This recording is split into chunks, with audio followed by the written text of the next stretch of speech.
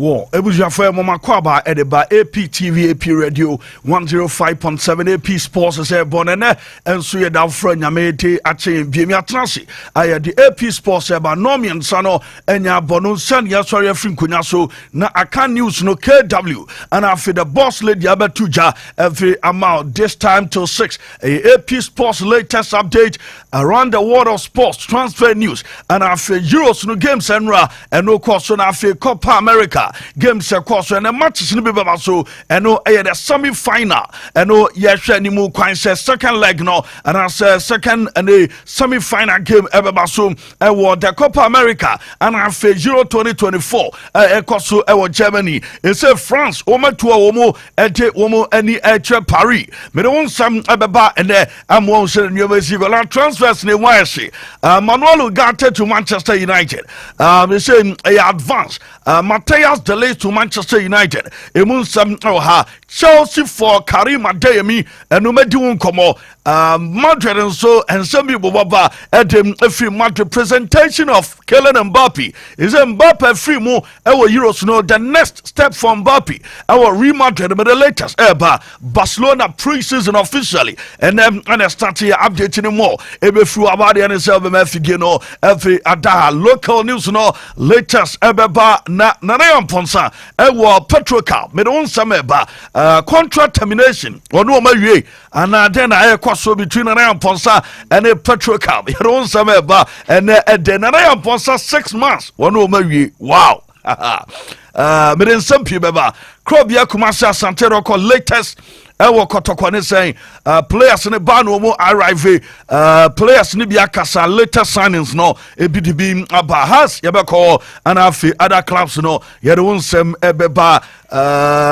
Emmanuel Kayeke and some be ewo Kayeka ho and then anyway so no so bedin komo e dey found the so be mafidie no atana latest ni ye de wonsem the asomo join live on Facebook APTVGH live on Facebook na ye twetwe komo ene anwumre oba na wahye e dey amade hia wo ho ano no oba penu ase show no e dey amabere fortunate enem omo ai no omo di dwuma no sele de bia no meka no the sports crusader onya atenase a pa obebie piensemu maestro so atenase big brother and so atenase na anwumre ye be hwe na afia di nkomo latest ni nyina omo ba be papemu edim ama local news no ye Philipo people Inzaghi and I did the local news on some the ebeba production ye di ansa Tapsoba, Dembaba, Oracle Battery Modine, Womo ana eta production echi, Omo boy, Jumanana Kwame direct brother Anthony Timno, MCR, Omo so boy chidom, ana so she died home at the Amayatnasia. Ayania day and a pick of the day no, and some benchoba drop at the Amaya at the Capo, the Supremo, the man, and a predict.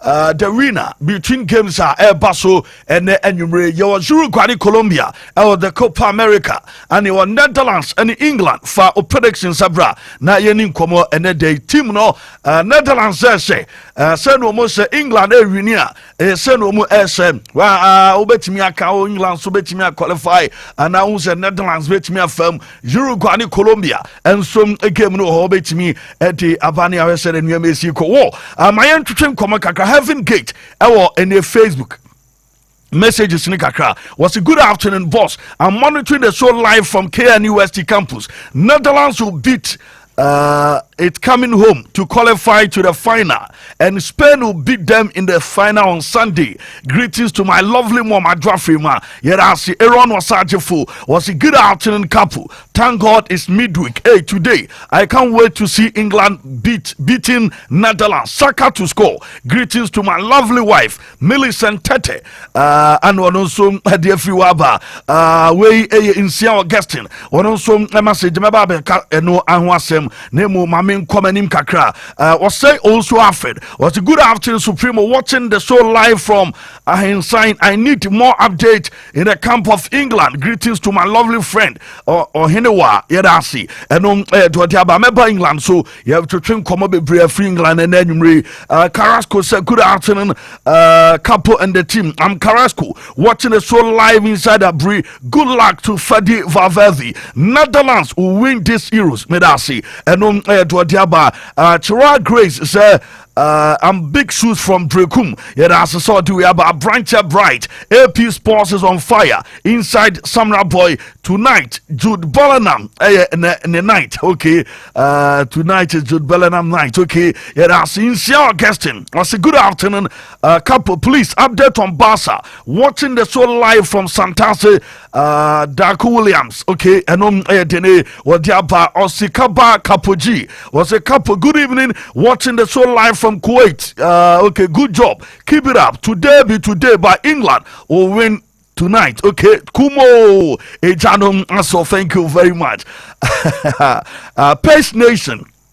We'll say Pace Nations are watching the show live. Our Boise Central, England to qualify, Uruguay to qualify. Yeah, that's a Frex Nana K. Was watching the show live from Wasa, Japan. Update on Real Madrid transfers. Yeah, the one some Alexander Jebwedi. Good afternoon, Capo, the Supremo. Watching the show live from Adanse Adumanu. Netherlands to England 1. England Sessa game. I say Netherlands to England 1. Uruguay 1. Colombia 0.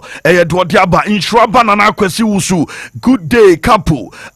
Truth to be told, Umo go against France is also nice. Than Umo go no nan was greetings to Felix. Was say greetings to Felix. Sami Anafe Queen Lordina. AP Sports more fire and what him Abba Trimude Media Hype. Was it please share Monse and Famaye and no air to Diaba. But unfortunately, say me call now for me Juma drink share woman so church Mudia Kaka and found a base live on Facebook. Brother say na young Koyanim na Bibianja come Benedict Wisdom was watching the show live for live inside the Joso. England will be eliminated today by all means. More fire Don Supremo. Mera sisaute we aba big brother Atenase Sansona Crusader Atenase Yerem Yedim Komo big say we have a call. Capo, Yankopo Anadon. Good one. BBI fine pa. Namedi a chain to another day to glorify. Of course. Nice one. Whoa, Crusader Bray. Memo akwaba na me show we diem no mpom se bibia e kama edem monso ho ye de onyame adom bibia e fine bibia e fine na de basically na matches a ye hwe ni mu kwan se bebam na ebem no Netherlands in England be me nice game na anumre Uruguay and Colombia so de be toto so ame nti ye hwe we 7 ekopim 9 no be 12 mu na ye ni ati na ye hwe very interesting matches very interesting matches and two tournaments no you see there's a kakakra ya kekakwa wi no oh ye gusu aye kwa no so ye doko ye finalist and potentially betimi anya the World Cup final in 2010 2010 World Cup final in Spain in Netherlands yes yes there's a potential and highly possible because they say Spain they were secure of course in the Netherlands beba is a 2010 World Cup final no it's coming home for no so but it's coming home and it will go home. It will go home. Big brother on one chain at you big and then we Netherlands, England, Uruguay, Colombia what the Copa America and the Euros predict winners no mommy. England, Netherlands, we are no about Uruguay and the Colombia. England and Netherlands match in the day. I think the last time these two teams, almost share in the semi-final was way back in 2019. Yeah, that's the UEFA Nations League, and almost I think Holland to me a show by 3-1. Yeah, almost say she have been for the semi-final in the Euros. Quite obvious, Holland will advance to the finals. Oh yes, and then I'm seeing something spectacular about this Holland team. Okay, and I think Ronald Koeman will try to make sure say bit thrown to the adjustment of one tactics our ball throughout the 1/16 stage, quarterfinals, or some during the semi-finals. Okay. And then I'm not seeing that same thing from Gary Southgate. Football, most of the teams ball in a result-oriented game. Oh, okay. Typical is like England. We should check England. Throughout the group stages, about the knockout stages are identification in play. No, untimi enyaniye, but then resultly, omitimi nyomo results in the very well. Omitima komenim. Okay. But I know Hollander. Holland play with a big style and good identity of football. Okay. And now you did that kind of result. Okay. And we check it the Holland identity and together with England. And then a bear massacre. So oh yes. England will go home. Omegovie. Same time catch us Spain will win against France. And then England will go. England will go. Gary Southgate. Only Ronald Koeman and then you may England we say history. History repeating. Okay. And the history be repeated. You ever said 2010? The not say 2010. The moment now Germany be hosting Euros, Holland won't be it goes on very well for the Holland national team. Well, it's far back 1988. West Germany for a host year. Then China Soviet Union. Omni Soviet Union go into the finals. And Marco Van Basten bought 5 goals to J. That's tournament, goal king. And that goal no share against Soviet Union in the final was crucial. West Germany. So to me, a chat. Holland, they will go through to the finals. Uruguay, Colombia. Colombia will go to the finals. Uruguay for no matches no. Uruguay fine team. Oh, some matches. My about 3 matches or more. But say me compare Uruguay no chairman Buga. Also Uruguay Buga pa. Oh yeah, no dear. But Upetima Copa America no Buga sabo fine footballer. Colombia and Colombia almost one person Rodriguez what me ama about 6 assists at creating 7 chances for the side and I think he's doing very very well. Colo Argentina a bit more possible. Okay. Colo Argentina Uruguay Colombia I'll pick Colombia. Okay, well, you better be rem analysis neighbors. We and Chehoni a day abano. Mon famo messages name Ramon so much madrina ye can be Eddie Emma Munchi. Abra forche o madrino, Namon so mo de madrinche eba. Mamin fawe na fi yen share said the new message. Starboy say I'm enjoying the show live and clear out of Mim Airport. Starboy, it has a show do dia by J. Benjamin was a good afternoon couple. The Supremo England will surely qualify tonight. Yeah, that's it. Sir Ben inside domain crew Uruguay and Sober qualify. Thank you. Dorothy Dora say Capo. The show is loud here inside Wasa Dunkwao. England ever qualify. The Akoman Ajaman Jimano was a couple. The show is loud and clear. I'm watching you live for University of Education Winneba North Campus. Yeah, that must pa Kumo Ejano Asonana Jaman. Yeah, Halamo our campus. Amo away Amo Jimano was a couple. I told you that Lamine Jama will score, and today Uruguay will win. England will go home. Okay, and we had what they about Deborah was a couple more fire, and what them about James Nyamecha Sekapu. I'm DJ Blessing from Franco Stamford Bridge. Tadi, my greetings to you guys. Okay, my Chelsea fans, my Hearts of Folk fans, and tonight England. Ebe share 2 Netherlands, ebe share 1. Eno DJ Blessing the other day. If you tardy about Michael Na was watching a show live from Enchi. Today Netherlands will win against England, and now Colombia will also beat Uruguay. Thank you for your message. Malamin yesterday show is loud. Inside Malamin yesterday Center Press where Fijase Asokore. Zongo APSPORTS Papa the best and what the Agnes upon was Kumo Ejano Aso Sheshepa Pearl Blankson was a fantastic job. Thank you. The boy share and enjoying the best sports show. Okay, APSPORTS the boy hoya dear you bedding como Carrasco Arta Messi don't deserve this morning man of the match. I watched the match very well. You bedding como Eddie Afonso Messi man of the match award no won deserve meba eno de a story about can was them Zimbia. You be analysis we the pick of the team is real. Game ni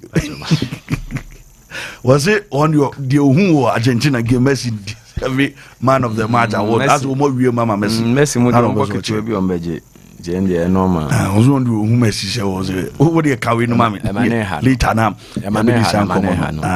Messi o GBB ma ne nya no edin wo ho so modern man come from Ghana edin ho kaka abobra na odidi mom fan sa ma ya duru no GBB ma ne nya ma ne haw na Ballon d'Or kra na no mata mama no ezi no Messi no ota na kwa Ronaldo no ota na kwa shewa kwa because ezi no wawie dia ka bia wajiji aguye keke okay dizi ono no za ozo ota na kwa odejede ojide ye no mami ye ba mesara mama dinza oh yeah Capo ye be din komo but me say it will go home ada say England be qualify ne omeko yeah England be ko Uruguay be ko England Uruguay yeah me ko for England Uruguay okay who yi Bogota for na free oh Bogota munko Bogota se Bogota dia sikani krom no ndi omunko Bogota for omunko okay Montevideo ebe ko Montevideo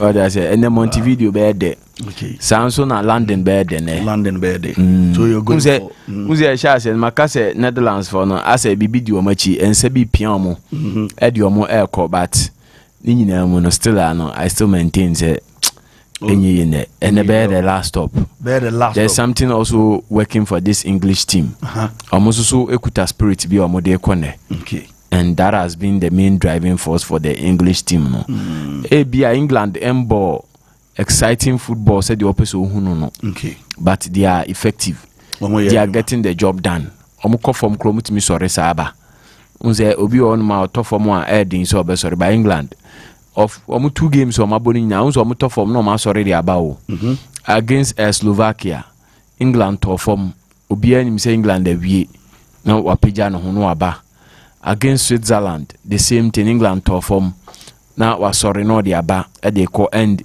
say team e go through that kind of phase now a mom some belief be a mom some renewed hope be omo edibobo no and that is the new spirit the English no omanya and with the motivation say omo was say achese England etimi emeki back to back semi-final crowd or major competitions mu and for the Euro the last time they were finalists this time omo etimi asa do semi-final it tells you say they are making a headway enti no the English will come fighting with all their blood so mo de be call money and in terms of player for player any bibiano I don't think say the Dutch no was so compared to the English no there be ubia or talents but England they are anodding okay anodding and the two coaches no almost so experience will come to bear but maybe I'll go for England and I'll go for Uruguay okay Marcelo Bielsa Juma Papa Nenso Bono anodding since we take you over from Oscar Washington Tabares Juma Marcelo Bielsa airborne and not just this competition opa go back to qualifiers no more bono bono unze ashe Argentina ashe Brazil within the qualifiers and they are doing a massive job onya young boys I say odi omo ba mfimfin onu so hwe Ugarte ne obi ti say Fede Valverde no mu pian ho no ma Rodrigo Bentancur so esa wo bi o yes nti omo war squad papa Luis Suarez experience no dey ati the only idea be how omo ye Arojo injury to Arojo ne be how omo but still omo ebe qualify nti Uruguay England ene Mate, Mamin Komra.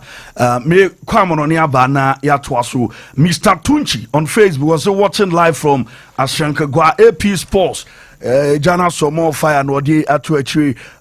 Where Amponsa Danilo was a good afternoon, boss. AP Sports, you are the best. We are watching a show live at Sehu Israel. My name is Danilo. Yerasi Dani. Men's Techi was a couple England all the way. Greetings to Chairman Nana Dawal. And no Edward Diabo Diahin Kai Mama Battery Modahin a couple. You and your crew are doing a fantastic job, especially in sports. I have the feeling that 2 Chelsea players will play finals of the Euros. Okay, I hope you get it. Ernest upon Ernest Obin was say good afternoon, couple. Was say Binhu from Banana Inn, England will qualify as well as Uruguay. I predict Uruguay to win this Copa America. From Binhu, Banana Inn, and what do we about Kobe legend? Or say couple Mike Mawes, okay, me try to Mike West in Netherlands 2, England 1. England okay, Mati, never heard enough yet. Komo, ye come on aba na afia beto so edi ama transfer story say but latest ni no and ye about drop a message live on Facebook APTVGH for adventure bra and now match na e Barcelona predictions Uruguay Colombia na afi Netherlands England wo mu games ni nyina honsem about transfers news to so here we go here we go. No, brother, it's here. Here we go. No, brother, it's here we go. Zappa Costa! Lukman! Atalanta strike first on the big night! Header from Adli. Lukman's onto it. Adamola Lukman! Oh, that's a gem of a goal! What a sweet finish! Pounced on his moment and nailed it into the bottom corner. And Atalanta are in a sweet spot here. Adamola Lukman, the night of his life. Skamaka. Morning Semno Atwaso FA Amano Kakra Bana must start from the French Football Federation. O Masuyani Nina French Football Federation or President Philippe Diallo. Na Philippe Diallo anyari ababe tuja after Semno Omufim no report ani anseka and some Didier Deschamps ometime jana kwan amana konemo report abansano pano mebe catch your coach and komo ebetimi dia adwuma na ama na Zambia and Didier Deschamps ekwa oba Zinedine Zidane and Philipo Diallo being the FA president and as a federation president, you know, and ya diatu da se omo ebe maintain Didier Deschamps na omo Kasembia nyami antoma 2026 World Cup ne krano wano another France national team no ebe kwa wie enchenu after se game no eba na wie ye Philippe Diallo and then the France national team players no ekodin komo ehwe omo nkran eka tro mo se bi bia be fine wo ma lusu game ne tenemo ende ye emfa mo the World Cup 2026 the next major tournament of Amadella Blue and no France national team no woman call prepare no mom review and no Philippe and some of the other to federation or president and some of deba na Philippe and some of the to no reporter man say Mbappe mama Mbappe Kylian Mbappe abakwa kwa test nyame aduma Tuesday reporter maba say ye animo say obey surgery and as onye surgery our Madrid na and the Madrid for na invite no asem ne omra na ne surgery no ya hwese ne obetimi aye anasem dia surgery bia enkosom emfama na bra ne hwene no enso ebuku ma na eros no ekoso Mbappe nyame adoma obekọ na wakoye test ne ahwe se ne hwene no ya be surgery anase ya nya surgery mfama Mbappe enom reporter mensaka na unim se Mbappe se wo hia vacation ya ma ne mreka kram nyina se eros na okoye ne wabre ento obehia time na wa rest se de baya obetimi back at Real Madrid Ebobo Mbappe Real Madrid team no na me adoma enchakra and your man some betima kama at Mbappe Tony Cruz on academy no I was Germany no when and started project na started Tony Cruz starting a project as the same here is and your man ebe kama na on krano obema me sa picture na on krano Ebobo kakra academy pitch no so way Tony Cruz was starting the project no Obetetin Kra Enche. One also able produce players and Tony Cruz and Sama a friend of Newcastle United. Omo echo honors no Amanda reporter Menseka and the same Amanda Anafe Medad reporter ever and the say Omo also 3 years Omo dia our Newcastle Omo eja Juman Honso Nako into the call honors no a PV way. ama new owners and so let me aba Amanda and afe and my dad and no a reporter free Newcastle United as so yam Naveba Lamine Yama and the man of the match and afe Messi and some man of the match na Osha Lamine Yama oni Messia womumie no Lamine Yama no ya wono to Messi na so okaya pictures and the videos be braba monteno ultimu sem Lamine Yama ne de e Messi na ana ne wode na lack no ana sem na to match dia wodo so no e bia sane ama kra na sem nyoma e kama na enra energy sem wo ni say Lamine Yama ana di kan po ne ball obowie ye ana oje ne man of the match no ana Messi nso ebe boy ya wono nso eje ne man of the match award no e Lamine Yama ana Leo Messi and yatem omonsempi azeba na yadin koma kakra ni abesere nu Messi kwa obama mem Alejandro Baldi and ro postila Lamine Yama and watro masha Allah edem eguase Lamine Yama krane bono enyam enkrasem kra masha Allah eno eyedene abrantia yefen Alejandro Baldi and some postiya yade ensem ne pedeva and open social media akra way o say our Instagram Lamine Yama I reached 10.2 million. Our Instagram, wow! It's Instagram, and your man some kama. Our X and so Bibia kama at the Amanity, and Ocean say Bibia kama, and 10.2 million at the Amalamini Yama, and your reporter, not reporter by the Central Argentina, again our the MetLife Stadium, Obama Ronaldo, Luis Nazario Dalema, the Mutumudu, the phenomenal, and now our live our stadium or Ebamanita. Argentina Gema, Womo and Canada, Aboye, and Austria, Ronaldo, Luis Nazario Dalema, and Obemonita Gema, brother Messi, Argentina and Canada, a Geminum, a Cosway report aba, and the Austria players are Womaseko, our Copa America semi final,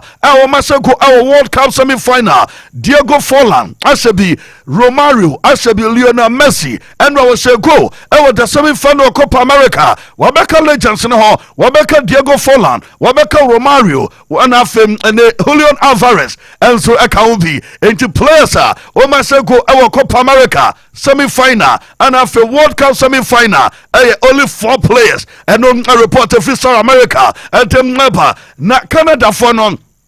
Yamo Canada national team Yamo Mabaso we the first time ever a woman invitation about Copa America womo erem our the semi final omo remo and Argentina for you mafrimo Yamo Mabaso omo first time our Copa America omo remo semi final and ya bad the crown from Canada ewo and the Copa America and no report am second also national team players o masa more goals as Ronaldo edianum 130 and Ronaldo no anya and Messi 109 and no reported from Mateba enti Messi ni Ronaldo no muguso a wo mu ebo mu goals no wo mu eguso mo adetali no come and then any more and no a report about Messi the last and the 25 games and swap no was 28 goals and at them Argentina and no a Lionel Messi last 25 games no a 28 goals and a Messi as at Argentina and no a report am circa na unim Chelsea team no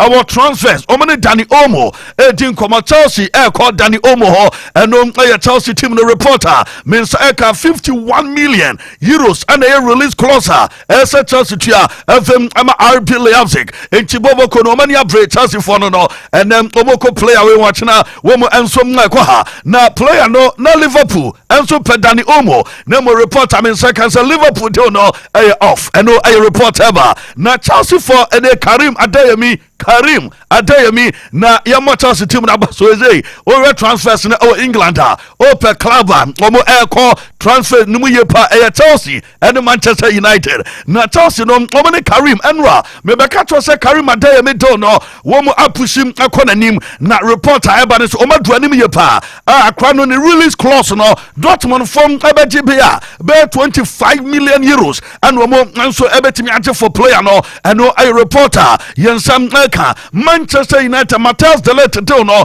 Manchester United so do animo na nemom so de no ya kind of verbal agreement na ana Manchester United agree wo mo anya for official letter and so nko Manchester United and Matthias de Ligt do no de a verbal agreement na ana no so Jeremy nyanko ya nimo anya enko hu de no so ewo ma yete ewonsam ateba Nico Williams akwano ebeko Barcelona Nico ebe ye Barca player na reporter men say Nico Williams anya agree wono anya agreement with Barcelona and we have verbal agreement and Nico Williams agree with Barca and no Tresa akwano beko na die Tresa Nico Williams ebeko Barcelona ne say Barca for no eni abrenwa womusuma Deco emaniko Germany entenwa Spain game no mobana Deco ewo ene stadium on ne Nico Williams agent enso ngadi nkomo na ene beba for omu jesia womu eye unveiling omu amfa Nico Williams anka ho na osem ene players womu ewo video unveiling no ma Nico Williams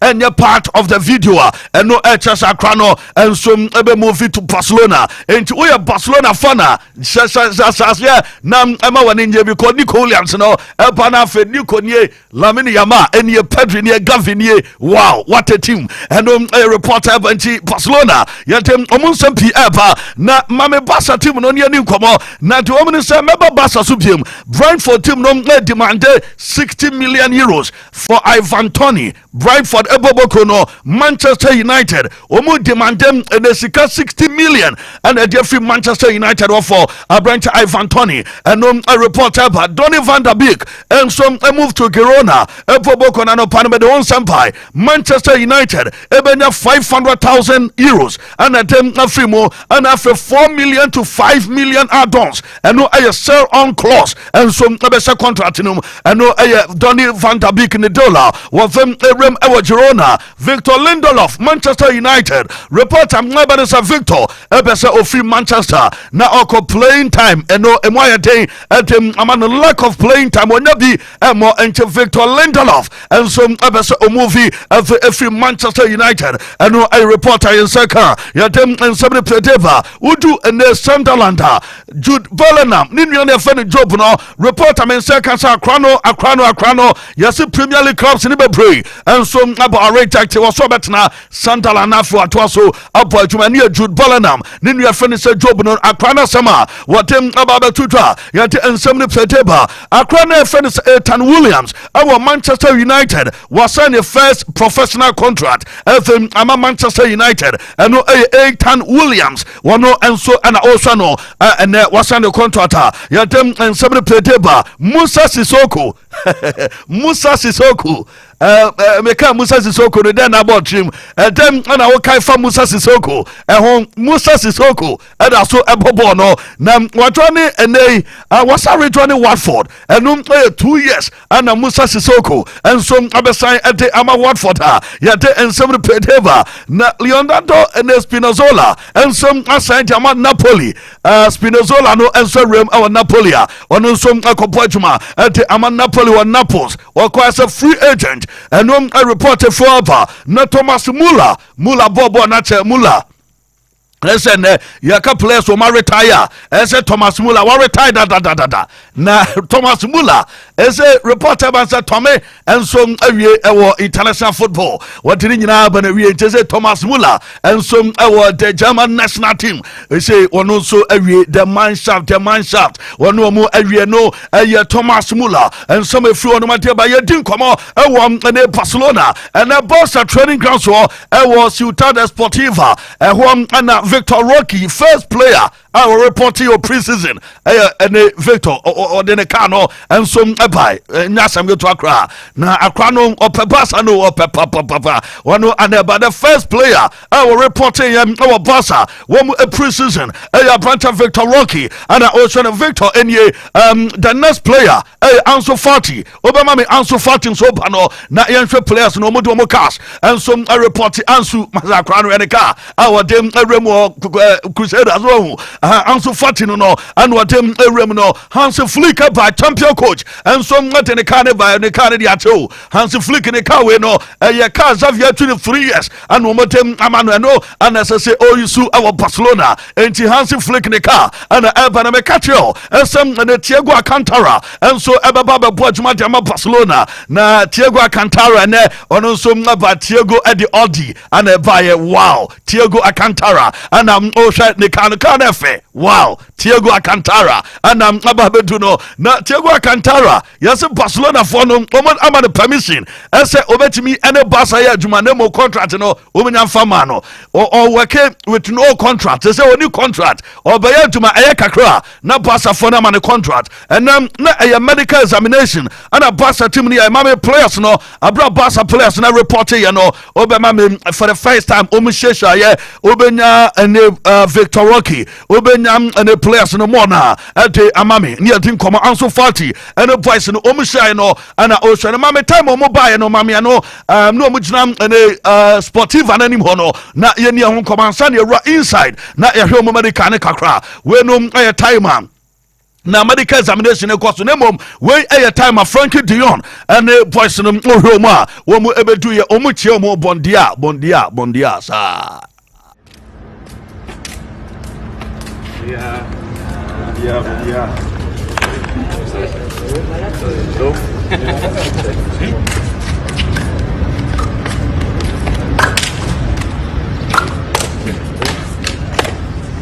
Barca players no arrive ayen remo inside of famiko abrana medical examination ekoso the ama boys no more report obi ya show okofie no de okoye ye hwese o system no okay energy ho betimi de aboadwuma de ama Barca anti players no ko wanim kakra na ema me dan time na ya drip wo mu no na ye hwe no nso kakra enti players no eni ehobia enso ya medical no otimi se lady no aboadwuma enso no ho kama no so doctor na ya adwuma no ya adwuma ne kama etem ama Barcelona players na no mo ya training and also we no na medical examination na nka se na anwure Barcelona training na mom almost weather no 30 degrees enti na anwure omo cancel training no wo mo se weather no Barcelona complain wo ne weather no enti anwure training na Barcelona cancel training na some Barcelona anwure enti na Barca enye training and anwure eno report seka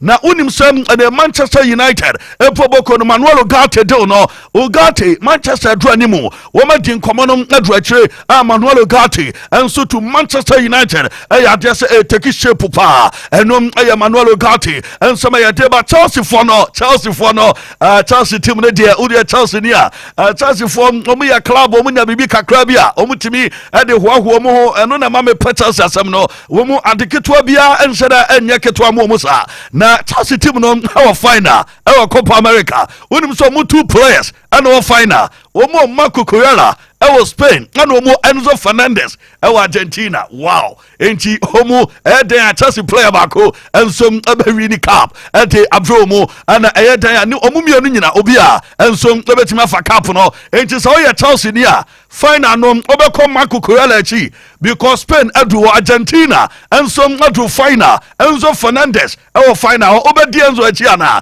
eno report ameseka na Spain for their plan so moje Euros na womo adem and the federation no esabebia Real Madrid 40 Kappa omokono eho ana Spain enso mbeko womo ebeko Sibalis wo enti report ameseka and said the Spanish Football Federation SS Euros no se Spain agia womo ebeko kwa celebration was Sibalis and reporter enso eba na ene udu Madrid players no womo new jersey numbers enso aba na new jersey numbers no se Mbappe ana be jersey number 9 Kamavinga ebeshe jersey number 6 Vavadi ebeshe 8 Chouamani ebeshe 14 Ada Gole ebeshe 15 na Varayo ase 18 jersey enom Madrid womu 18 jersey numbers we players no masses so jerseys no and yatem and somebody play table na mama Hendrik why ma who know for Hendrik Cabra na yenhwe akra no obaba Madrid there because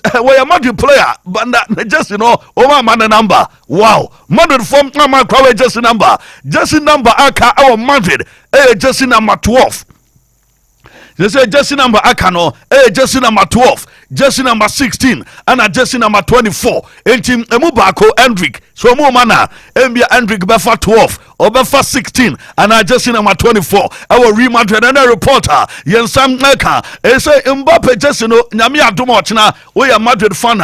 Madrid mega stores no Mbappe jersey be available if you ochina echo. Enti we are Real Madrid fan. She enimu se nyami adume fu ochina echo and abetimi and Mbappe jersey and some etimi atone reporter Yensa Eka nyami aduma Real Madrid at the club statement aba woman say Mbappe presentation 16 July and baso UK time 11 a.m. Bernabeu and omo ebe presentation of Amakelen Mbappe enti nyami aduma 16 July and the presentation baso Vinicius Junior Vini way mami Vini enjoy holidays or Ibiza. Wow. Copa America no anyoma nkoye amfama Vini Junior name of Vinicius Junior or Ibiza and enjoy holidays no afen one also echo holidays na bibia come enchakra Vini ebebam no join Madrid team no name of this time there Vini enjoy holidays no Ibiza and no reporter be na program no our Signal Iduna Netherlands and England game no na Elbaso na Obama made the last training section of England near Dinkomo Enra Gary Southgate and the boys no training no ya our Signal Iduna and no mandatory training no ekwa so Emre Kapa wo mo juma kwano ana hwemu no obehu Jude obehu ada boys ni nyina omo ya juma Hurricane enye Avrantia fan se Konsa ana also no ohwe players ni bebre Mago other players ni obia and so juma ade England and no ahead of the game and no baso na yentie coach ye fan Gary Southgate wakasa ahead of the game so my ready for game and no baso ye betie Gary Southgate. A very different way to the games that they've played already, so we're prepared for anything. I think it will be an exciting game. You've got a lot of very good players on the pitch, a lot of good forward players, both teams. So we've got to be another step from what we showed in the last game. It's another step up in terms of the quality of some of the opponents. And we have to be ready for that. Na Netherlands coach on an airport, I finish Ronald Koeman no saying a coach in the city was experience there how to check at the Ronald Koeman because experienced coaches are more than one a Koeman. Will make themselves heard, I'm sure, and it will be a brilliant, colourful occasion because, you know, my memories of playing against Holland with the orange in the stadium are really vivid. So, in the end, the players want to play in those sorts of occasions. These are the matches we want to be involved in. It's why we're involved in football, and particularly international football. You live for the tournaments. That's where we step up, and yeah, we're looking forward to that occasion. But our fans. And we and Sama or the Atuja. Now Netherlands team no. Also one player and one or boy Juma Liverpool a player. A friend no called Capo. Now called the no report. I mean say can say Jimmy Carragher and so Akasa Eddie Afaboy no as a guy to watch. Called Capo and you may. Most in some ways waiting for what we've seen maybe at PSV and in a Holland shirt to transform itself for Liverpool shirt. He's done well for Liverpool. But, you know, the standard expected of Liverpool now, you've got to be sort of the best in the league, the best in Europe. And it's not been easy for him, along with sort of Darwin Núñez as well and the other attacking players. So he's playing in a position where, you know, people say he favours, certainly when he was at PSV and where he plays for Holland. He's played on the left for Liverpool a number of occasions, but more often than not, he's played down the middle. But maybe the slower pace in this tournament, I've felt, because he looks like one of the quickest players. You wouldn't say that about Cody Gakpo when he's actually in the Premier League, but in this tournament... Jimmy Carragher, every John Cody Gakpo, Nanumre, na Netherlands for now starting Hiti, Ewa Dortmund, Yera Studio, na nipa 75,000, her dominier, nipa 75,000, our fan pack, Ewa Dortmund. This is the orange.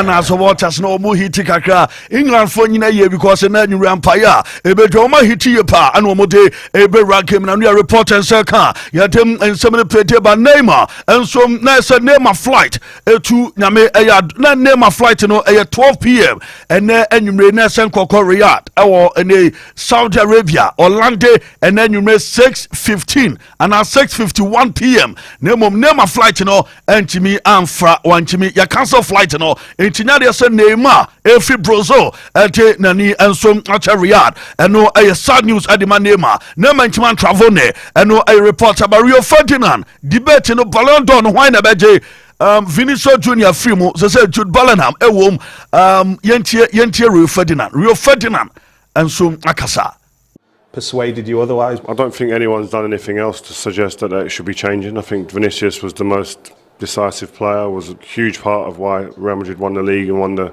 Champions League. In the big moments when they needed inspiration, he was the guy that provided that. If Toni Kroos got Germany to the final, could have seen it, he could have been in the running.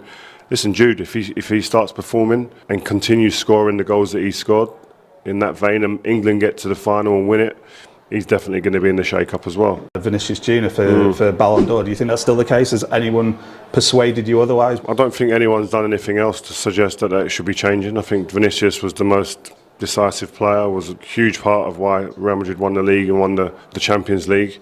In the big moments when they needed inspiration. Rio Ferdinand Fedro and what day in a kakra to Manchester United Rebia na enyasebe to officially Vasco da Gama from Brazil. Womo announce where Philipo Coutinho onya bonebo Vasco da Gama uma panhontuma Philippe Coutinho. Mas você sempre foi e se comportou como um ídolo. Por isso, seus sonhos também eram nossos. Seus gols, seus dribles, suas conquistas, nossos. Aquele coração infantil carregava a nossa cruz com leveza, alegria e respeito. E a gente tinha certeza que por baixo da amarelinha e de qualquer outra cor, a saudade batia no seu peito como batia no nosso. Gratidão não é uma qualidade, é uma demonstração de amor. Você, que sempre foi sinônimo de lealdade, uma referência para a nossa família, sempre será um de nós. Então, Philippe Coutinho na ononso yedino onveli na Barbara Vasco da Gama woman and wajumete in semre pete ba Mohamed Salah back de ma Liverpool and Awaxa training center and as a training ground so onum ebe jumane kama pa na obemame Mohamed Salah be du Salah ni they say what 23 nyina agu yedi ka kan wansem da tro nemu when you look now to say yes is it Salah ya branch or young boy yes 6 packs you know 1 2 3 1 2 3 to say that you heard you know the salad you know and you come on the 6 packs you free obi dia bago kra wu ni nyina katada ne 1 pack eno the free obaji where Mohamed Salah do ya no and the slot and the slot achia no opam no and was say yes welcome enti and the slot and the Salah and I will show me wow mama Salah ra training grounds or no ya enjoy Salah kakra for the teammates no bon komo kakra ma obi anso cheche Mohamed Salah ma na kwaba yeah enti Salah bedu ya no na enya asemeto ye raho na yehu de no enso ekos Liverpool abranche fenise Fofana enso agree personal terms wono ene Milan ebobuku no ana omo agree any transfer kakra eno ewum from Fofana na so ye dem ensem pede ba abeda for ba na omo betransfer France team no enso free Germany omo free Germany akọ womo etama so se omo enso ekonchi France team no come Mbappe Mbappe say bye bye. Yes, Mbappe ne kuta ne bag no Mbappe oni nyame nko bye bye Mbappe oni nyame nko di Mbappe na agene bag na oko brabore sa du ba bia okoye na nkoyi asa di Mbappe enso ankoyi omantimi enrem ewo the final enti Mbappe omodi omani enso etre France eno eye France team no ana oshomo de ensem no pede ba France and national team na reporter about the fourth transfer nemo Nico Williams mo so catch Lamine Yamal before game no say obeshegu o catch no ana oshegu Mi hermano ha metido gol, Lo he dicho antes de empezar el partido. Hoy va a ser tu día y vas a meter gol. Hoy iba a estar un poco flojo yo, pero mejor. Mi hermano ha metido gol. ¿Y qué? Séalo. Lo he dicho antes de empezar el partido. Hoy va a ser tu día y vas a meter gol. Hoy iba a estar un poco flojo yo, pero mejor. Mi hermano ha metido gol. ¿Y qué? Séalo. Wow, Kano and our show is in crowding the dominating porno. We are Sebia, Omwa, and Omo SB Piansum, a bit Mako Kama, where they in some play the Bible for Trassi. Now you didn't come on a Bibia Kama, because you have watched I'll say Supremo more fire, and what Yaba Quaqua, Ampunsim, Ampim Dako Albert, Sir Albi, I'll sit to Jaminu more fire, Sir Albi Bibiabo Cordie, and no a Donon Sodi Abba, a Samuel Richard, Sir Capo, England all the way. Jude will score today. Greetings to Chairman Etia Bobsy Asante man for new site.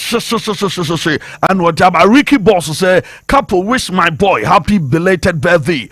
For Nana Kwame was say to Nyamiche of Mary a Free International School. Ewo Mamponte, I love you. And no and so a day abenchono a happy belated birthday but from Tafo, California. And whatever also Lawrence or say Capo more update on Chelsea transfer. Ni a J from Kenya number 2. Yeah, that's it. Shimano Boache, bro. You are watching.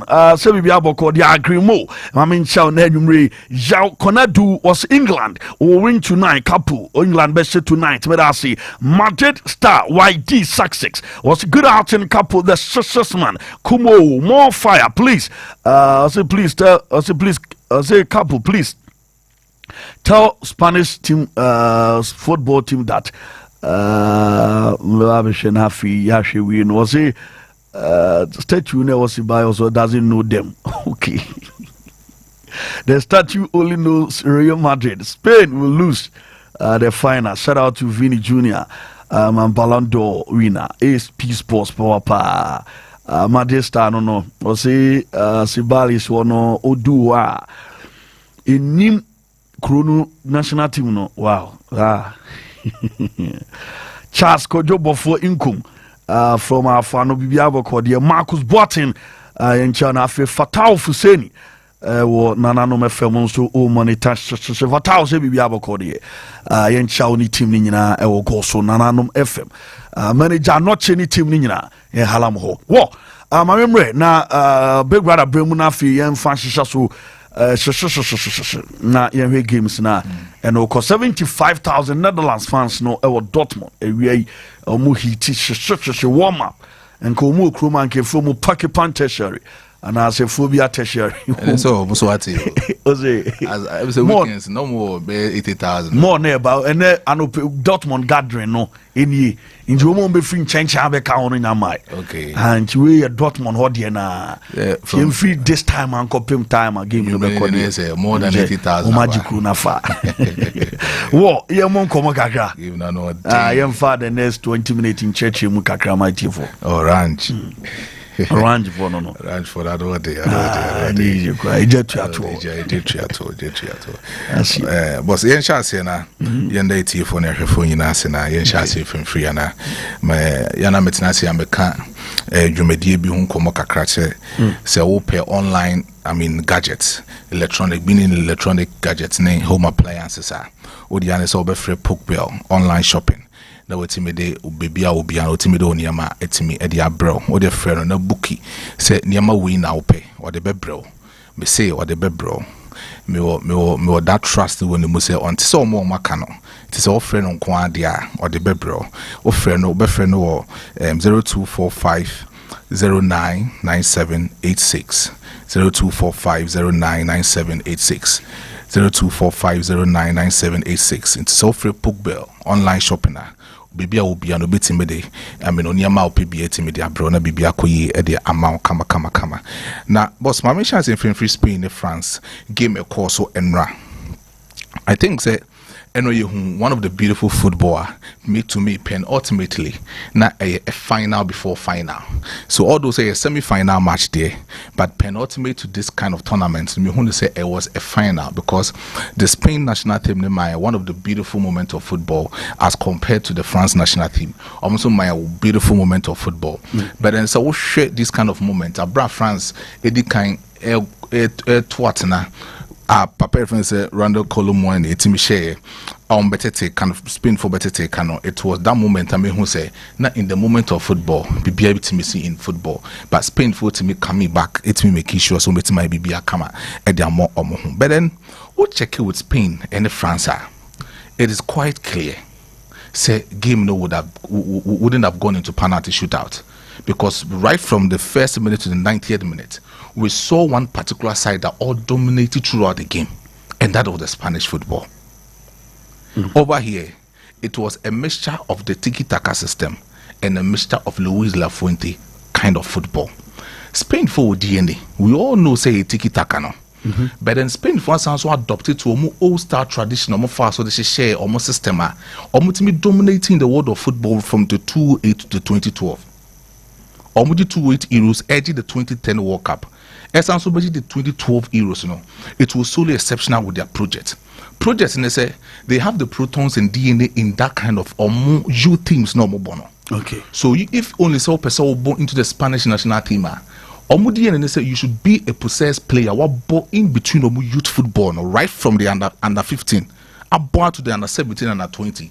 And this crop of players, Luis Lafuente set up currently, about 60% of these players were part of the last time youth national team a tournament, even at the FIFA World Cup stage. That was the under 20 World Cup as far back in 2015. Okay. And at that time, Rodri Cascante was the captain of that kind of side. So you could clearly see, say, at the time Luis Enrique Asia national team no. The next appointment was saying more appointment. Now come up world experienced national team coach away be that. Now Luis Lafuente din crampo enka the less nano more pay at the other national team no. But they thought that why say if only say when it comes to football and Spain no more powerhouse in football no much in football we need to go back and resettle with the kind of project and the kind of system throughout the 2010 2012 it yielded a good result for our football. And they needed someone who understand the youth project in the Spanish football, and that was Luis Lafuente.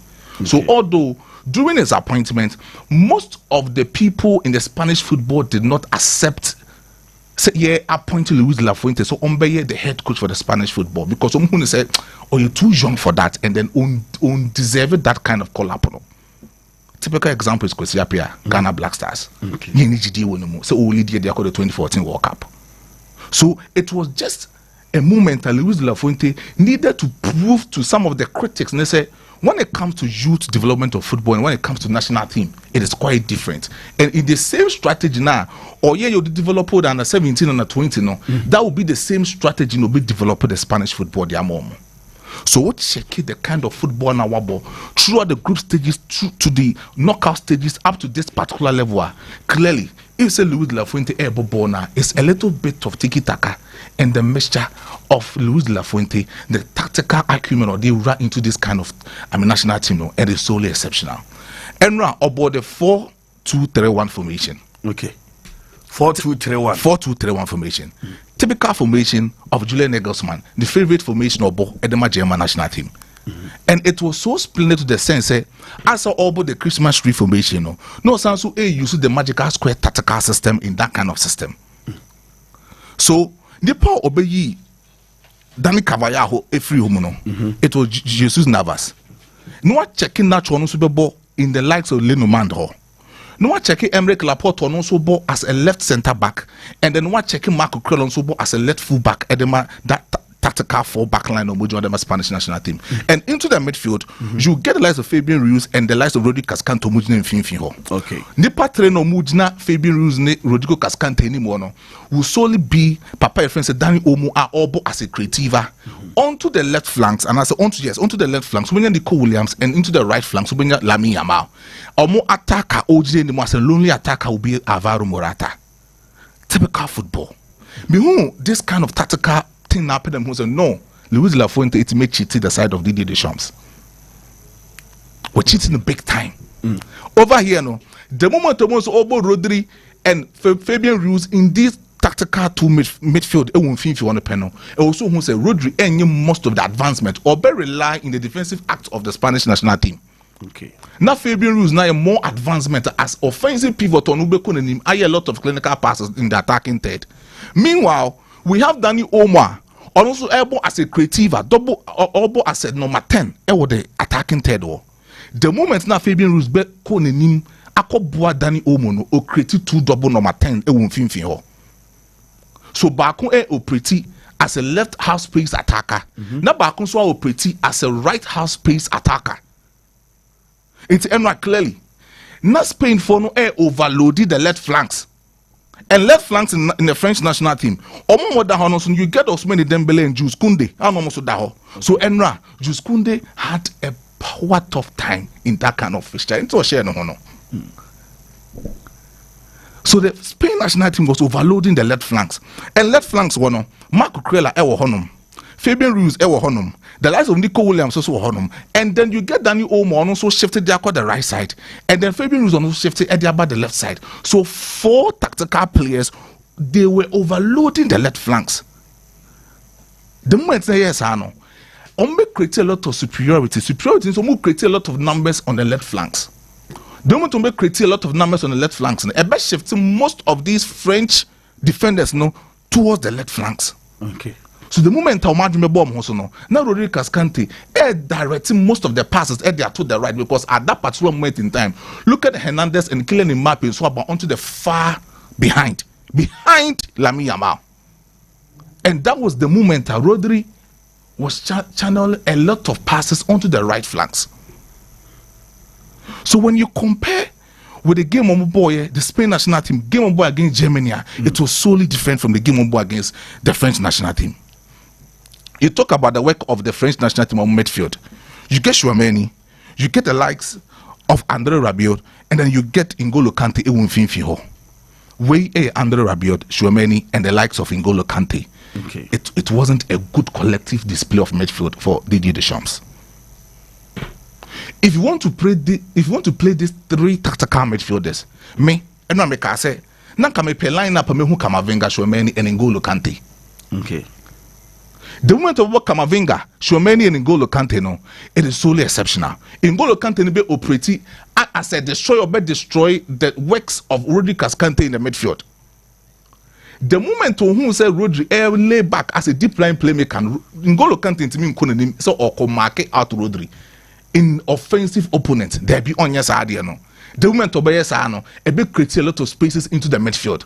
Of which say Chouameni and Rabiot omuntimi hold that compactness of that Spain national team on midfield So it was a deserved moment. I was saying N'Golo Kante a rely back. That was the moment most of the people knew who said N'Golo Kante wasn't functioning very well into the midfield, the central midfield of French national team on Wankasa half. Now he wasn't being effective because of say Rodri I rely in the defensive setup of Spain on Wankasa a halves. On team breaking line and anymore. Because the moment anymore, we have a certain destroyer who will destroy the work rate of Rodri Cascante in the lives of N'Golo Kante. It's Enra.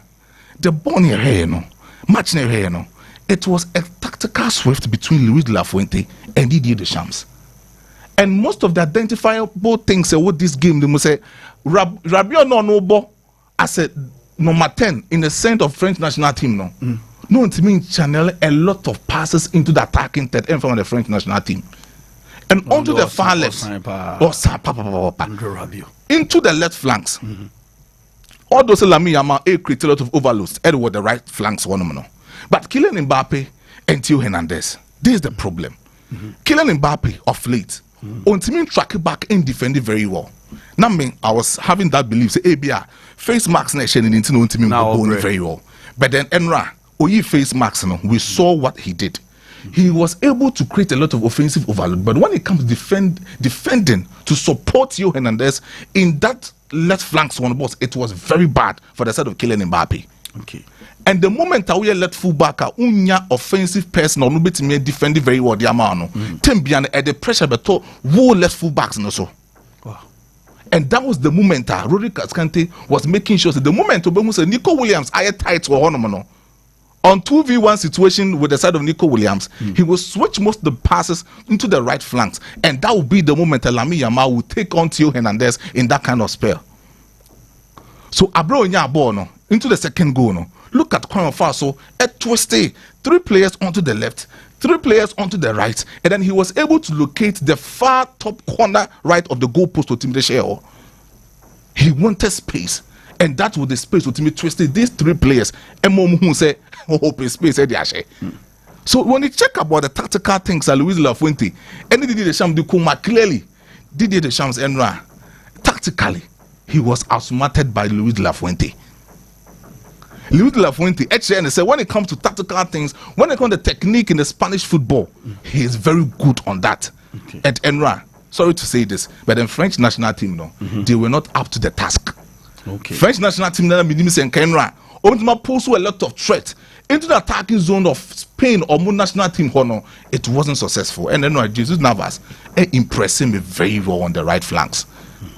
The take-ons, the relays, the ball retentions, superb.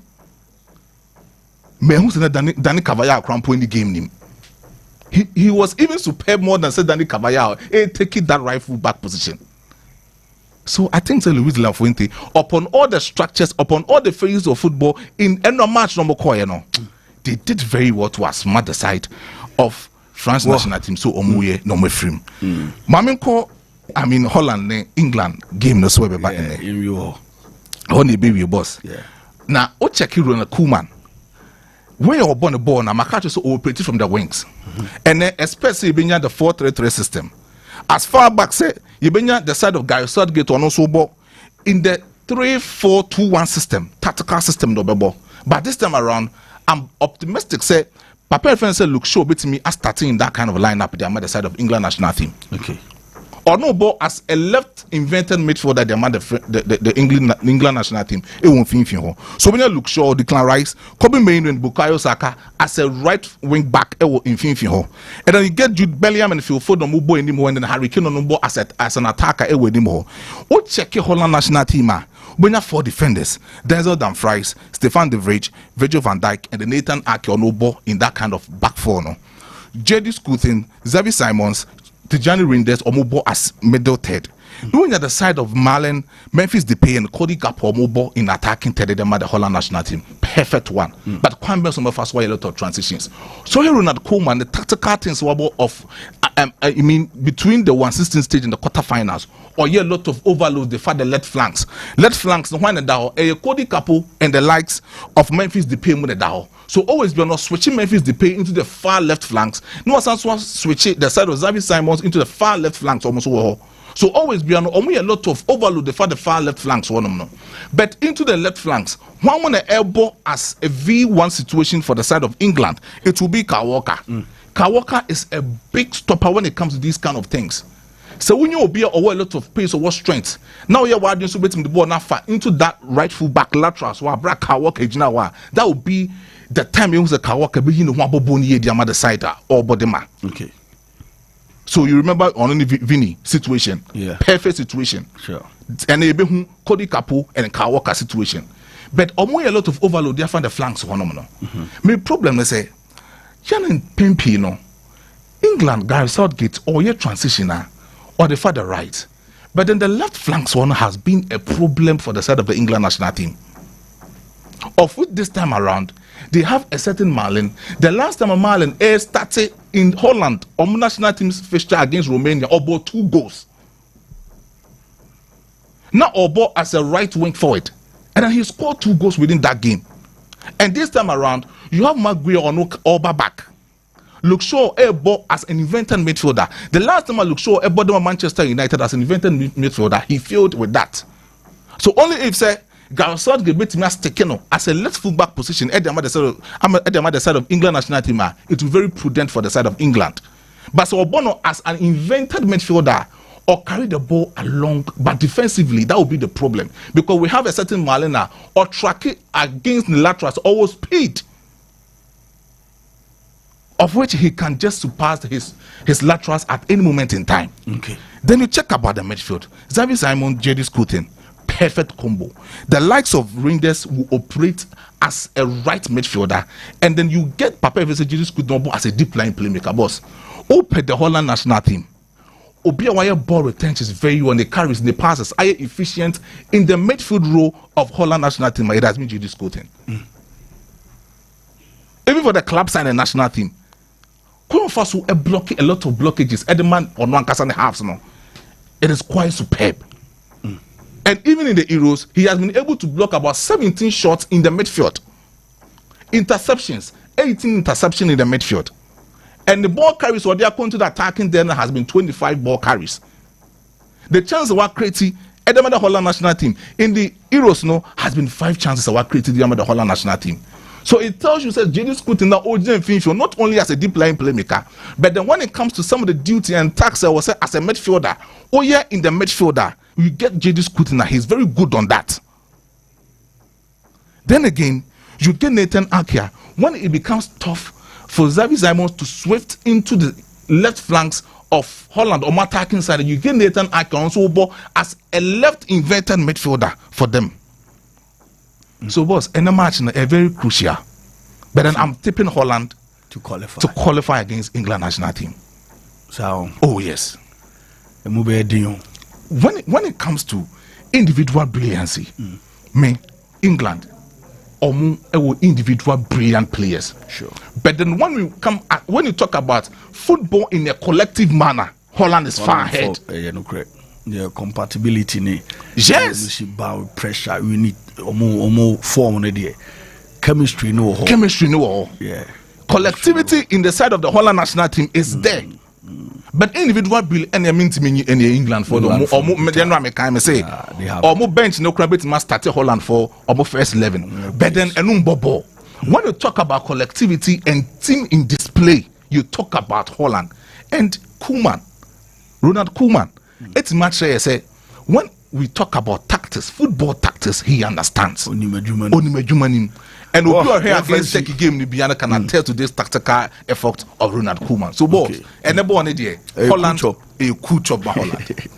Oh, but I see, big brother, no, me banner Kushida, and so I will be twice a day amount. Okay, me banner, Yababi Dinko, Melody Morrison said, boss, say, well, Spain didn't dominate the game throughout, but individual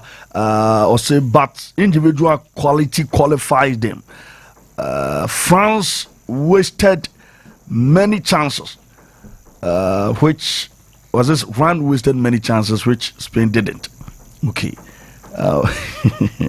Melody Morrison said Ozihu born on the said the share born different from the one so a share and Fanasa, why? Na I drink share analysis there will be the so no ni version of the who born no na watch him. She won't so dear no now on so Fanasa. Why? Maybe a France for Morrison sanity. Why? Bibia fine. Obiani said Osihuni. Jana won't be on Zoom is all we say in the air. Obi so no one yarding. I intend analysis. Obia. The na dream ba na area ya fadi wo mo Crusader bread na ebeto aso for me na also the next 20 minutes yen hwe e wo Euros no na ase ada news bi abese odi nkomo bi ano Capo yeah mame na wase na the rappers watch out the rapper the rapper so yeah edi emo amena me wish happy birthday enko emfama ababawa efeno Jovina Ayensu Owusu. Okay. Jovina Ayensu Owusu final year student ewo kwada so SDA midwifery eho ena Jovina eco school. Happy birthday enko emfa ema onyame nhwa na onye okese wakoma so ade bia no onye emfama onyumfa dumu enko adumu na Koso said the she's a very good person. Happy birthday enko emfa emma. Well, my mention same free the Copa America no. And I say enano pay. Eno me friend Argentina, Canada, a qualifier mo the final. And yes, Argentina and Canada there. I mean the obvious na ni see no. Because Argentina kushia Canada in the semi-final game. Obviously, Argentina ever started as the favorites, and rightly so. And now, Omutumi Enya the best out of I mean, that meeting they are qualify echo and this very competition. Was the first game on so Argentina boy and it was interestingly was against Canada. Yeah. And on your ball first game. And on share 2-0. And on my son so I be sure be Masasho 2-0. Canada at the Echo final. Argentina of course, and Canada they say like Mumu at Argentina and this year. But you see like Mumu's road guys were presenter. Oh yes, Kofi Mensah like Mumu. Yeah, I'm okay. I Mumu legends nebi no. Indeed legends nebi no. It is okay. Sa game na the besia no. But one thing is that unse Messi there ya can greatness and enya afi ne ba beka Messi ho asem. But at the end so a woman it is worth mentioning yes Argentina national team no Messi ni omo across 7 major finals which is unprecedented in international football. Say one player no the name mine omo about 7 different major finals. So de ebia youth once ne ka ho a which man can say a 9 because under 20 in 2005 unse Messi lead Argentina kwaje under 20 World Cup in 2005 osanso bo Olympic Games final EJ Beijing 2008 with Argentina and eno ne youth tournaments are same American but when it comes to the senior level the big stage now we about 7 major finals with Argentina and it is incredible. Copa America 2007 on Argentina Copa final. We have a ball 2011 Copa America final and also so Argentina boy. On Argentina abo 2014 World Cup final and omu elusi to Germany. Copa America 2015 final and also so omubo against Chile and Kuyama Argentina. Ebe ball Copa America final BM in 2016 Copa America Centenario and so against Chile. And then Messi ma penalty so then I'm sure we also are retiring. Also mobium. And also so Obuko boy. Yes. Olusi. Yeah. Who say he went through a lot. Yeah. And almost back Copa America final in 2021 and the first trophy obabe G with the senior level at the Argentina and was also about the Copa America final the World Cup final in 2022 yeah. And was qualifying to win the 7th major final on Argentina Echo and Messi I mean he's great no matter well, the hatred you have for Messi ni bibiano. Adwuma ne de wabo adwuma. Adwuma Messi aye ni greatness you can never doubt it. Me manhwe Maradona. And kakra videos kakra ya share about Maradona ni bibiano. Yes, Maradona was a great player ni bibia. But for the achievements Messi ba ye waba be from both club and country ni bibia fa to onum. For Pele money ubiabra for me he's the greatest footballer. Yes, and that is according to me. Me Anshe Pele. According to Ono. Yes, me Anshe Pele. Anshe Maradona. Yeah, of course. Dear me di many ashe bia me metimi di ho dance here. Any dear ma kind dear. Dear Messi aye in football no. Nobody. It is only opportunity here Messi. Say them say me dear me mashe. Yeah. And I say, Omo maka ye come as mina no, ya ken kan bi. Ya share videos ni bi ni ade. Based on the making kind any the share videos, share any the me di mani ahwe de. Messi is the greatest that I have seen. And it will take another a 50 years to get somebody better than him. And I say, Omo ankwara ya ebe obi be something extraordinary. Other than that, what Messi has been able to achieve for himself, it will take centuries and San Obiaba Bebreki. So for Messi and Argentina, they can only celebrate him. Argentina. We do debate or Chelsea. I'm not debating. Okay, what they with submission debate. I'm stating my opinion. Greatest, yeah, okay. On say the era no so abinya the competitor. Of course, only Ronaldo. For now, no the MZ all the sign Ronaldo ho ano. Oh, and yes, I mean I'm the sign ho. And by what measure now do Ronaldo be sign Messi ho? Aha, nti me say enye obi so abon. Who say the entia ma minche mo ha. The entia eba Maradona ni Pele mu debate a. I say eno is more about sentiment bemu ye say eno no numbers because okofa achievement the ba who say Maradona when osha say no obobo Europe no those days no na Ballon d'Or no it was limited to European players. Now we are South American and now won't ho. Into the early years no ebia Maradona bobo Europe but na onye eligible so obeji Ballon d'Or. This okofa say Messi aji Ballon d'Or 7 and no you are not making a fair argument. But yemfa Ballon d'Or ni hwan to nchen. Se Barcelona no Maradona bobi anambwa. O boy no edie no otimi de Barcelona no eyeye. Okay. And o call Napoli edie no otimi de yeye in terms of club football achievement trophies ni bibia no. Uwia Messi with Barcelona. I mean nyame afi na me be ka Messi achievement awaye with Barcelona. La Liga no the number of Pichichi awards awaje. Yeah. Best player awards awaje. And ye kan player Ben Abaka say 2 World Cups waje player of the tournament. Messi J player of the tournament in 2014 World Cup. Oji player of the tournament over the 2022 World Cup. And you know at the big stage BBM wachre eba Champions League na the only player the only player bia wash goals are chain in terms of the Champions League Cristiano Ronaldo. Yeah. Ronaldo is great. Unse Semeka say Messi is the greatest. I'm not discrediting Ronaldo, any player. There be any other player. There can only be one GOAT. Yeah. What I say, unse yeshisha ahimfuchiniye. Ebi de biachi. Me say ubisa me say in the history of the game, I will rate Messi as my number 1, Cristiano Ronaldo as my number 2. Ahead of Pele, Maradona, Mono, I will rate Cristiano Ronaldo ahead of them because media machine. And there be a can say me say history will always be sacrosanct. Where Capo say oti baby na BBC a on you don't value the moment. Say a memory you cherish the memory more than the moment. I say when you are enjoying it, say normal. But say bibiano a cham na ye ka kire wo a eya na debro so. Narrative scenes now. What you say?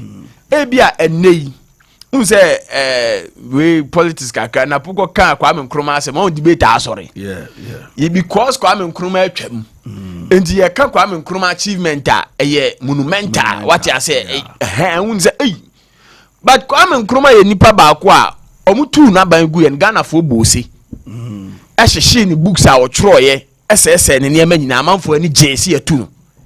Enti no say bibia no say ewo ho no ma you don't value it. But say that is when you realize the value of that moment. No, as we are witnessing Lionel Messi and Cristiano Ronaldo, no, Ronaldo Bobo Binanko, people come and ridicule him. But bear 10 years make him or retire econo. That is when you realize, hey, not Cristiano Ronaldo and Messi mono. They were not just ordinary players. That is why I'm saying that. But and then we are enjoying them. And you know, okay, you know how great it is. Who said, oh dear, buy a local football no crana from 2000 from 2005, DBC 2011 no. Now man for argue say Ghana League na gu. Oh, and their quality I will league no form because the first power share 64 battalion near the Adenia Reverend Oseko Fimo. Omono ho ne Reverend Oseko Fimo betwa ompoa. Yeah. And net yakofa those early tweet even bekwe motam ya no. Yakofa betwa neifo ne mpoma. What I say? 2 years ago Mbella mo bono. Ni ase o kotoko team na gu ene nedi o makosisa unknown players na ebo.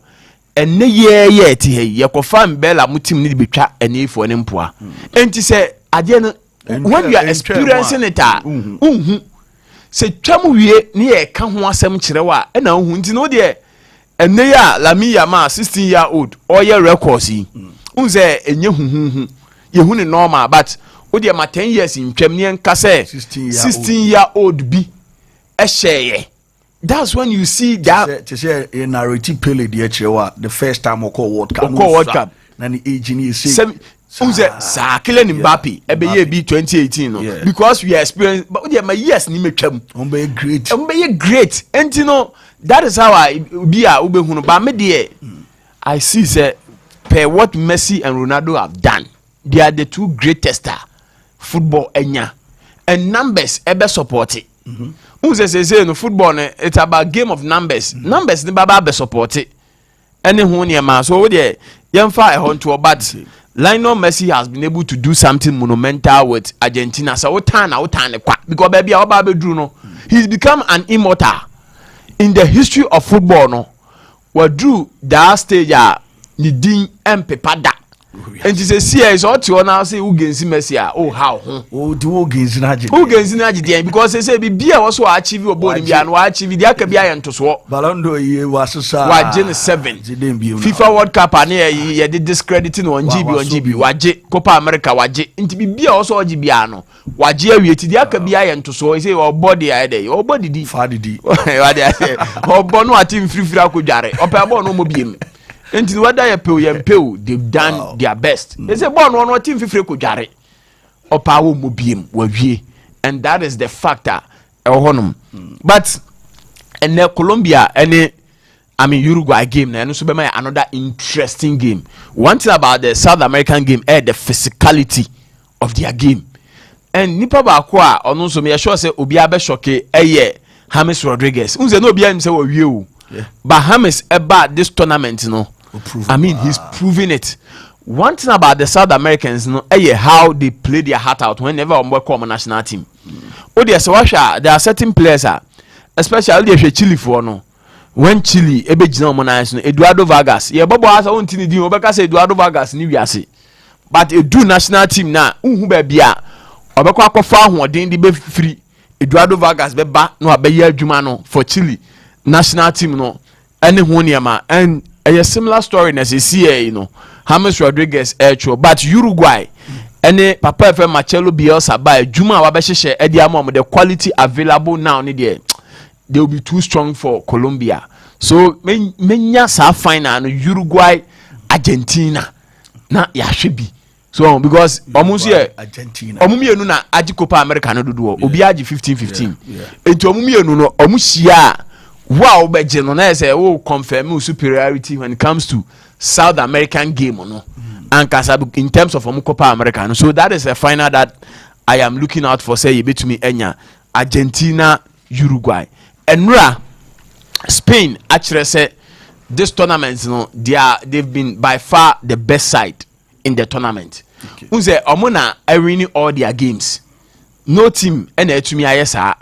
So far all the omo ene Germany dey no travel beyond 90 minutes ni na abuma. Unse technically that game ni dey nke draw. Omo ne Germany no within regulation time a draw but with the extra time e bia ebema omo kuta 100% record say omo winning all their games and that is very impressive from the side of Spanish no because coming into this tournament, my favorites top 4 1 was France, 2 England, Portugal, Germany, and I'm this Spain bet 2 5th or money Italy and Netherlands that horse is a PM. Okay. And almost surprising a lot of pundits, including myself, with the kind of ball I'm about ball this tournament because this is a Spain team. Because a blend of youthful exuberance and experience and omodeba because offer experience on the side of obi say Nacho any Cavallamo obo the experience no ebeba Laporte these are experienced players with Alvaro Morata the main guy on Ujeni Monum experience no e honum Rodri experienced player but for Yami Yama for Nico Williams mo for Fabian Ruiz for the likes of the other guys are Omaka, Danny Olmo, Pedri Mo. These are, young guys are Omo Ejina Emo supported the experienced ones, and Omo the pushy Spain at the echo. Though Spain and more that typical possessive based football, said the last Nameka say that tiki taka Omo working ball no they are to net no, but they are using the strength of their players so well. For Fabian Ruiz or a very good controller, very good passer of the ball. Same way with Abrante Efeno, obi say Rodrigo Cascante, and omukuta ball na no ma use the pace and the speed of Yami Yama, any Abrante Efeno, Nico Williams, and it is working perfectly well for Omaya Efeno, Spain, yes, Yami Yama go no because individual brilliance, and a baby ojina for him to get that courage, say, obet shooty ball no is something that we need to give to the boy, because for a 16-year-old boy, the kind of heart to kuta crown or de bobono, it's very, very commendable. And Juma pa for the Spanish national team, no.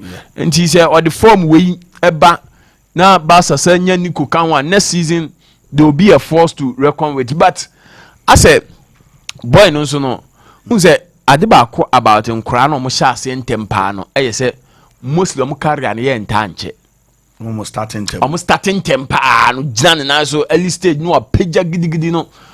Carry an tanche because unze omunya tackles no call musuntem. Ya bonny 9 sa antino. A bedroom timer oh no. Ne prepra shall say a day. Eba. Intino yami yama what shall say no and so musa Muslim on 10 preprasa. But Edu saying they need to manage him in the game time, in minutes no do no because it looks like I said this is about a lot of games who were big games but Spain for Munya Crown comes out never call Olympic games in Barca for an ampen. Oh, a Biana Pedri no say Pedri say Euro 2020 no after Euro now no didn't call call Olympic games no and a praba and a Pedri say I on and off ni pre say Pedri ain't me cause the air con so I'm just hoping and praying say Lami Yamano pra eme ha boy no na obetumi akọ with the pace awasha say dey kwone we can expect a lot of greatness say e wonanim say o stay discipline no ye focus that and only adie betumi edinako unze eya talent ne nko ade enye enough a lot of players appear no more talent ne pa early stage say no omo hyase yie. But going forward, no, now as a suban be mismanagement, complacency suit me S13. But this time, we can only hope say Barca for Nankasa will guide him. None ne papa no, and ne mama no money netino, almost so a guide the boy in the steps. Said the bear and the focus nibeko game no ho. Say you focus on the football now. I mean, there's a lot a war ye nimo betimi edia mind. Nico. Partnership. I mean, super chemistry. Oh, unse omumienu ankasa. I say omasa build some young kufabi of the field, and it is something that is helping them.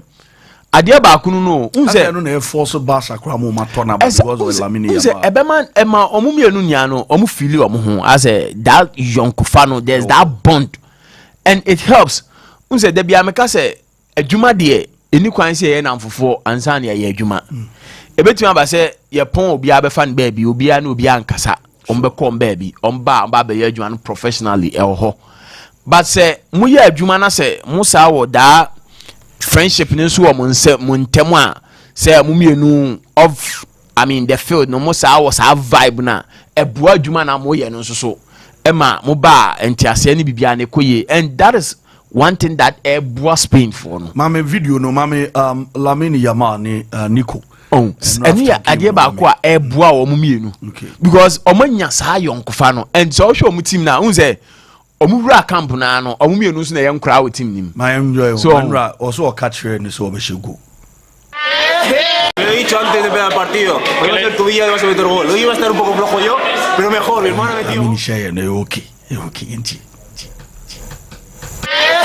Lo he dicho antes de empezar el partido, hoy va a ser tu día y vas a meter gol. Hoy iba a estar un poco flojo yo, pero mejor, mi hermano ha metido gol. Ha metido gol y qué, cielo. Lo he dicho antes de empezar el partido, hoy va a ser tu día y vas a meter gol. Hoy iba a estar un poco flojo yo, pero mejor, mi hermano ha metido gol. Ha metido gol y qué, cielo. Lo he dicho antes de empezar el partido. Nico ne Lamine. So I mean, yeah, there's that vibe. So omumienu na share the same room. And because omu young crime you know. Aha, and now Chroma am say 15 for no you for no way, 16 for no way. Oh, say han be a chance more. Enra on coach and when I'm raho after game no. because minya ensem bi no mo tro x no so na hard bi wo tietie bi a na timu se abrofo no de wo ho a opportunity no dey say wo ye wo to see so a onche tintin ye nti no you ye de no untimi form system no compare ye de no what dey say ye de no yinya wo to anum na already no da form be 3-0 what dey say football da form be 3-0 afi na obesori abepija betu ka pe comeback bi dia ba nti ya na ending but that is how we are no etie but in the game na e ba so no of course Kakrabi and the game na e ba so no these are two sides omumie no nyina na enhye da enye convincing throughout the tournament but omumie no nyina so are playing to a certain pattern obiano ebo to get results and that is the most important thing the quality ukuta and you play to get the best out of your team. Share team my friend Netherlands say enka Spain dey ni bi total football. Omo de no ene total football no. Papa friend Rhinos Michel. Obekai the Ajax of 1973, 1974 those years no. Led by Rhinos Michel. Omo na did the total football ne buy. With Johan Cruyff leading it. Omo de ball.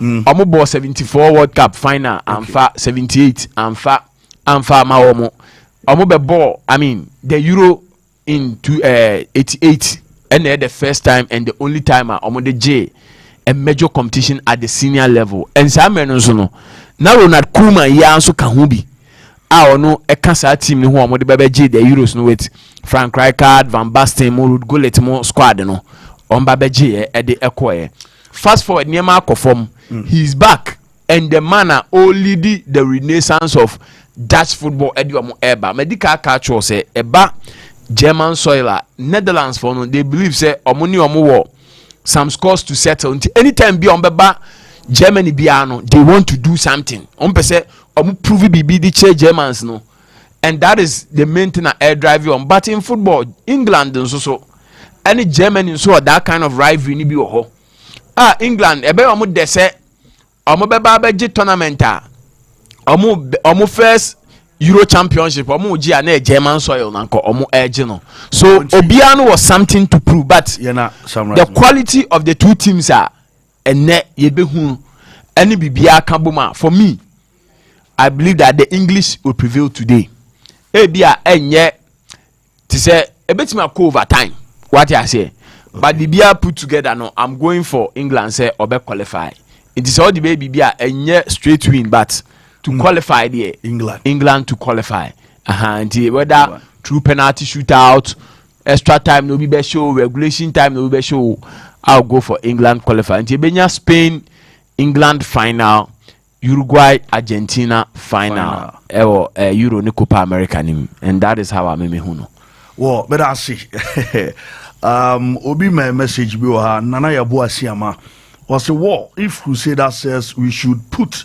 the Ballon d'Or aside then to us Ronaldo is far better than Messi nana yabo asiama message o dey asem no anti dey me kan ni yana me say to me fa Ballon d'Or nto nchen Messi ne Maradona asem na me say ye fa Ballon d'Or nchen Messi ne Maradona because Maradona time Ronaldo nim but Ronaldo time here so oni Messi nya na pre Ballon d'Or no agi aja o ana okay Maradona de oni Messi am pre Ballon d'Or na Maradona time no the early Ballon d'Or ne sha ase no na non-Europeans enye eligible so mbeji it was for Europeans what they say but Ronaldo there or eligible oni Messi na pre ho no agi free ne sem tie be de ato nchen wo me da see eno de no so de avanti awon sem no mame rana eni ko sem am for church o madwen asia melody ne Theophilus munzo mo church we ma sem de okofa ba de aja yo mo kun toko asia we na abotre na bibia be fine ya drink chere de obi chere na no de anye pa enen tokwa na mo indire ya drink chere ntie shemo sa wo sa le ka o kama yo da me kanu kre Oh, sir. Talent is universal, but opportunity is not. 16-year-old Lamine Yamal has been playing on the global stage and performing wonders. At that age, his Ghanaian counterparts are non-existent. They turn 16 after turning 25. See, you come ahead. What do I say? We no opportunity in this. Yeah, you no opportunity in interview. What do I say? 16 year old Koboboa. But now I'm a bunch of board in this was a brabo. Oh, yes, in Kakaka, free more entirely. Almost says Cababon, almost Jausa Kobo. Benelson and Fano. Baba 16, no, yeah, no, Benya 16 now, body no crimes is too much. Who's that? By nature, what the OS 16 Ukruman, Huna, or your kitty, because or your crack it. Yes, our debate, and we are now. Was it Lamine Yamal bro 16 Omro Debbie Omro no who any Messi database no there only Messi kutano cry da ben o de ya yem fa ye nnuanom na ebi omo ne ye pe na watu kwan akotena abrochi na ye wo omo abrochi no o de hwe o ne omo gina ho a hwe de we a omo nwi no omo structure na omo tie nze na ye ebi mo ho a ebi mo body naturally but ye no ye nature ya na ye nkete kakra ndi ye 16-year-old no de ni begina mu a Capo ontimi mo o sha benifon de be pempem na to atwene de be pempem no ne ye 16-year-old na ye local news nimra na ye to aso Ghana 16 no de mu ye style bi enu ti na etimi wiewiem mu kakra no eni Nigeria fo o de MRI ba o se ye ho kire MRI scan ba yi de ho kire za de bia ye kire MRI no ba ni e bre mamemra na Crusader Ameda say big brother what in Crusader and swat in on foreign no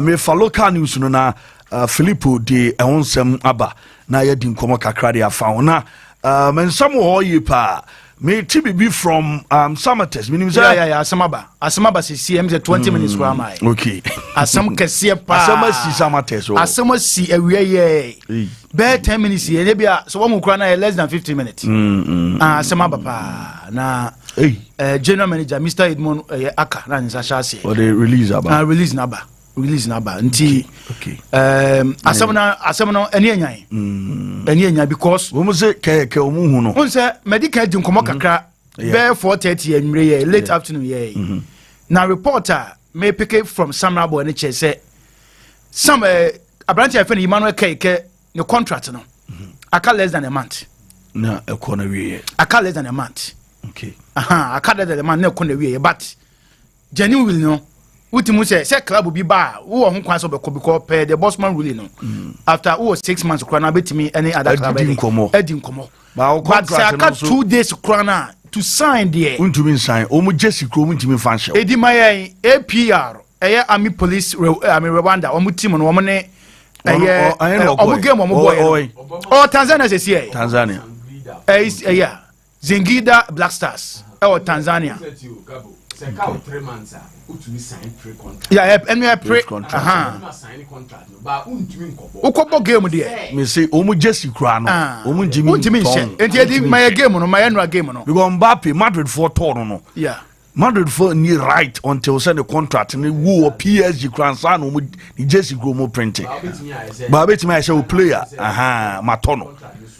Enti when ni on Zingida Black Stars Zingida for ni what na kai ka ko sign dia mo no di obo Black Stars no obo bi obo Black Stars wo Tanzania mon friend o Ghana enti wo ko obo Black Stars wo Tanzania club side wo Tanzania enti no obo o free bench be obo Black Stars o free bench be obo o lose by go to 0 na oji one Krasama test was wo ko obi na ma de krontia abanisa anu akobo match yes obi na ma de krontia abanisa eze na Chromas atuate no dosu ba ha dwen Capo nti we ye Paul Kagame Capo o mo bo no Tanzania ana team na tono yeah team na tono wa sign wa bo game ti ade na serious Capo asem na ye ka no enya asem ketwa na aba no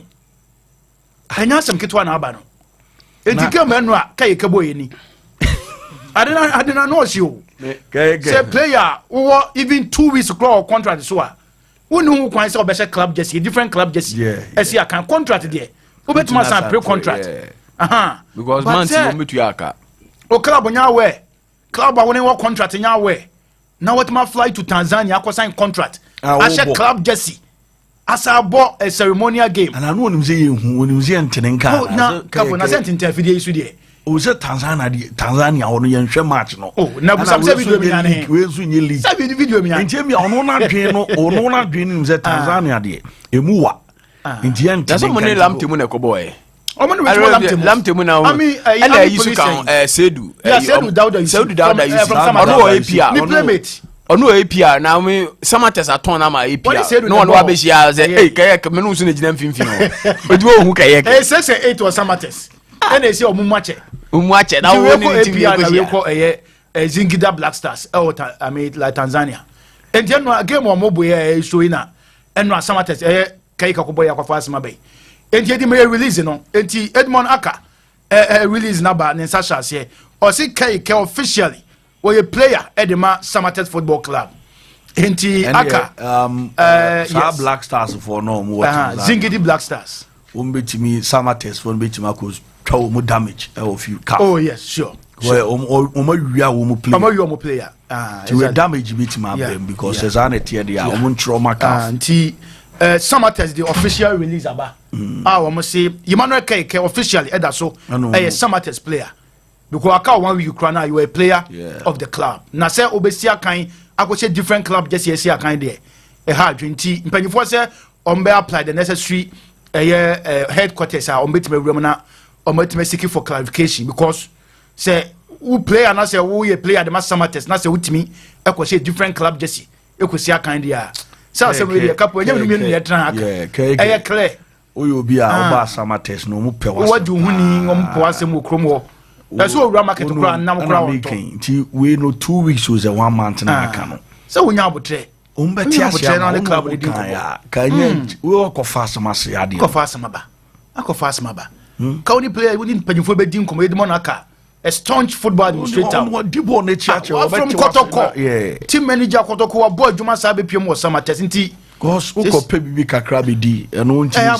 Abotre. Kasa. O ma unko. Kasa. Tika mu din komo ya ka we ye chire din kasa kasa nti Capo asema eba no nti be 10-15 minutes ago ye and Samatex Football Club enya release this statement e aba say Emmanuel Kayike yenya show video ndada enra ogina mu boy edima Zingida Black Stars ewo Tanzania abra na omobo Port Kagame Kapa ekoso ewo Tanzania nemom Samatex Football Club say player no egusu eyo mu player omonton no emfa ne ma team bia enti na say different china kon interesting times ahead ye bewe said the ensem no ebesi akọ enti no e dey free ho eba na yenwram e wo bibia ni na yenhwe ena no pay in sporty Emmanuel Kobi say oja on the street of Bibiani Emmanuel Kobi e wo Bibiani ena wa hwe the jeans kama nice wa hwe the jeans kama ena wa hwe the top na ne back to bi esen ni komiti no pay ye sportu Emmanuel Kobi o bibiani ye wrema na ye di ka breaking news no wada da say o wrem akọ sign contract e di ama bibiani Gold Stars enya wie ye bofu mbom keeper no bofu keeper no Emmanuel Kobi enti ye wie late afternoon ye and after the bibiani Gold Stars enya ye no official o ma ye no official say Emmanuel Kobi say ade wa sign e ama bibiani Gold Stars nti official announcement ni flyer ni na aba edi a drop it kama pa nti they say Emmanuel Kobi goalkeeper e ma bofo akwata no goalkeeper say am no ka say wa sign e di ama bibiani Gold Stars nti no de free ho de ba na Capo ensema free club ya so ba no transfer stories ya na no she wonu say eno ameka cho say Emmanuel entry enya sign the contract na de ama Asante Kodoko nti ene on official training ene ma club ya ewo AJ Adakojachi training complex ewo ye edweso na yenguram ewo Adakojachi na fe ye enjoy players no especially Emmanuel entry the first training na ene wo ye edema club ya Asante Kodoko.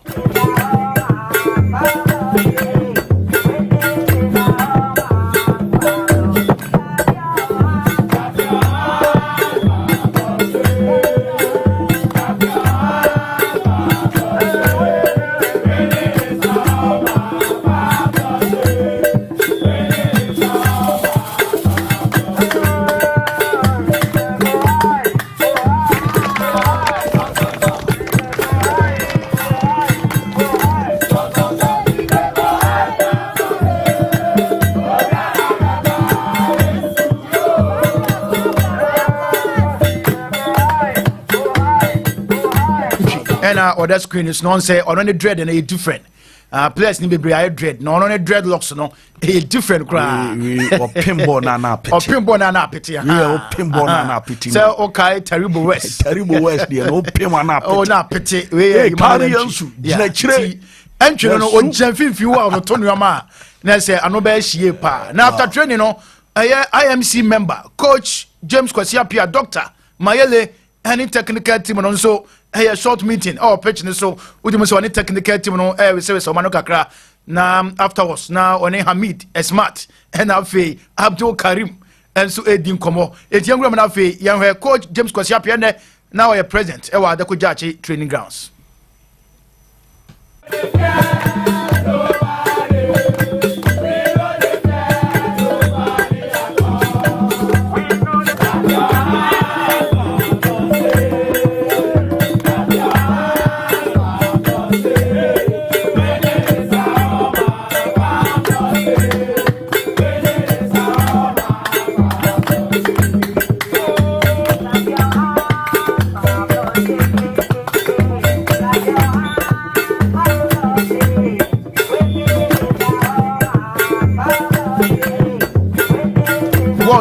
I know you're IMC member, Dr.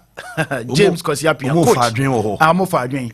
And to a technical team, no, Edin Komo, with the except of Coach Prosper Nate Oguma, or Yaria Ofie, and David Oklu, where Najib Ma, goalkeeper trainer, any other technical members, no Biaho, James Kwasiapia, anyone would do Komo Yepa.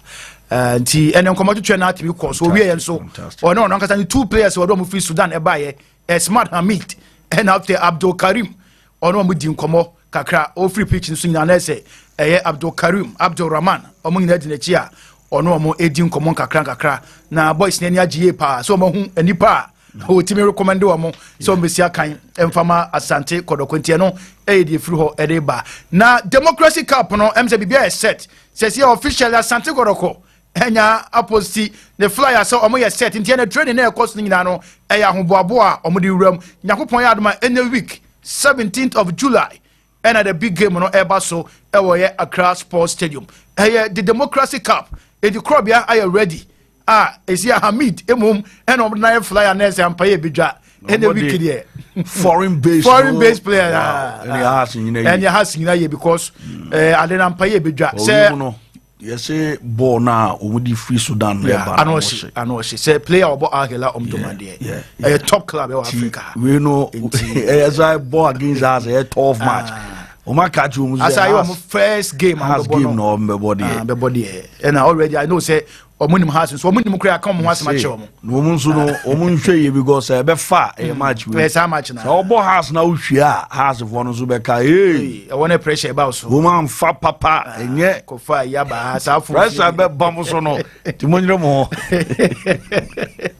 And you Krobia are ready for the Democracy Cup and Yango Payadma. Exactly a week today. And as our game on Ebaso, Accra Sports Stadium, 17th of July. And as our game on Ebas now has of folk. And so training on Henry Mre Omuguso and Omatwa Sunti has Eguso Pobiman training Eguso Ekoso.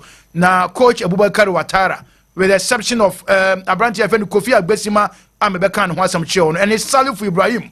2 players who pay and among squad. No players need now a presence. Isaac from Pong from Asakem, Martin Ayaka Karimo, Rafael and Ponsa Ubia. Now goalkeepers no Richard Data, Yasa Sport to Richmond Ayi. Also I can say for minimum one with ya. I can say Richmond you know. Richmond I can say. Why can say pa. And to be an American, Richmond 18 fee. Why can say Richmond Ayi no. Yeah, Richmond Ayi Trefiache. Ayi Trefiache. Dia ya can say. Them too much. Goalkeeper. Why? 26 just now. Now we are na Richard Ata. Ekoye ya man for Kasia ye kan. Engineer say o Kasia ne background play goalkeeper de. Aya ekese. Inu kwa so mu yedu sa. Aya ekese. Enti say o mienu no. Aya ekese na Kasia so de o ye goalkeeper na so ye kese bibra. Reflexes no power never form. So bet my stretch here you boss so why you do into intimate stretching oh the whole stretch now we say stretch you boss and ya there be answer that form ko bo ne ba 10 e be ba so you mu ben 9 obeto ho ofom efro no ye du abedo efro me do apaja ho asa enti aya kese Richmond ayi no ena yenya ehunu no enra House of Folk training na e ba so enen so etemato so e de afiri ho ntie no e de free has e ba ntie ono nyina ye training a omo so ye a prepare for the Democracy Cup and also e ba so on the 17th next week Wednesday and as a big game no and so e ba so na yenko Nations FC na yeni nkomo kakra free Nations o ma ye internal awards na internal awards no obviously top scorer eye Asamoah Boateng Afriye about 12 goals the Nations Service into no na baso body amano and after fair play no ekoye of the season the call them a captain I friend Emmanuel Boahia oguso oni Asante Goroko and so area nesa and after goal of the season ekoye the deputy captain I friend Razak Simpson the Razak deputy captain with defender or no energy goal of the season now yan sure Razak goa what did you goal of the season now against Great Olympics or Dr. Kwame Che Sports Complex.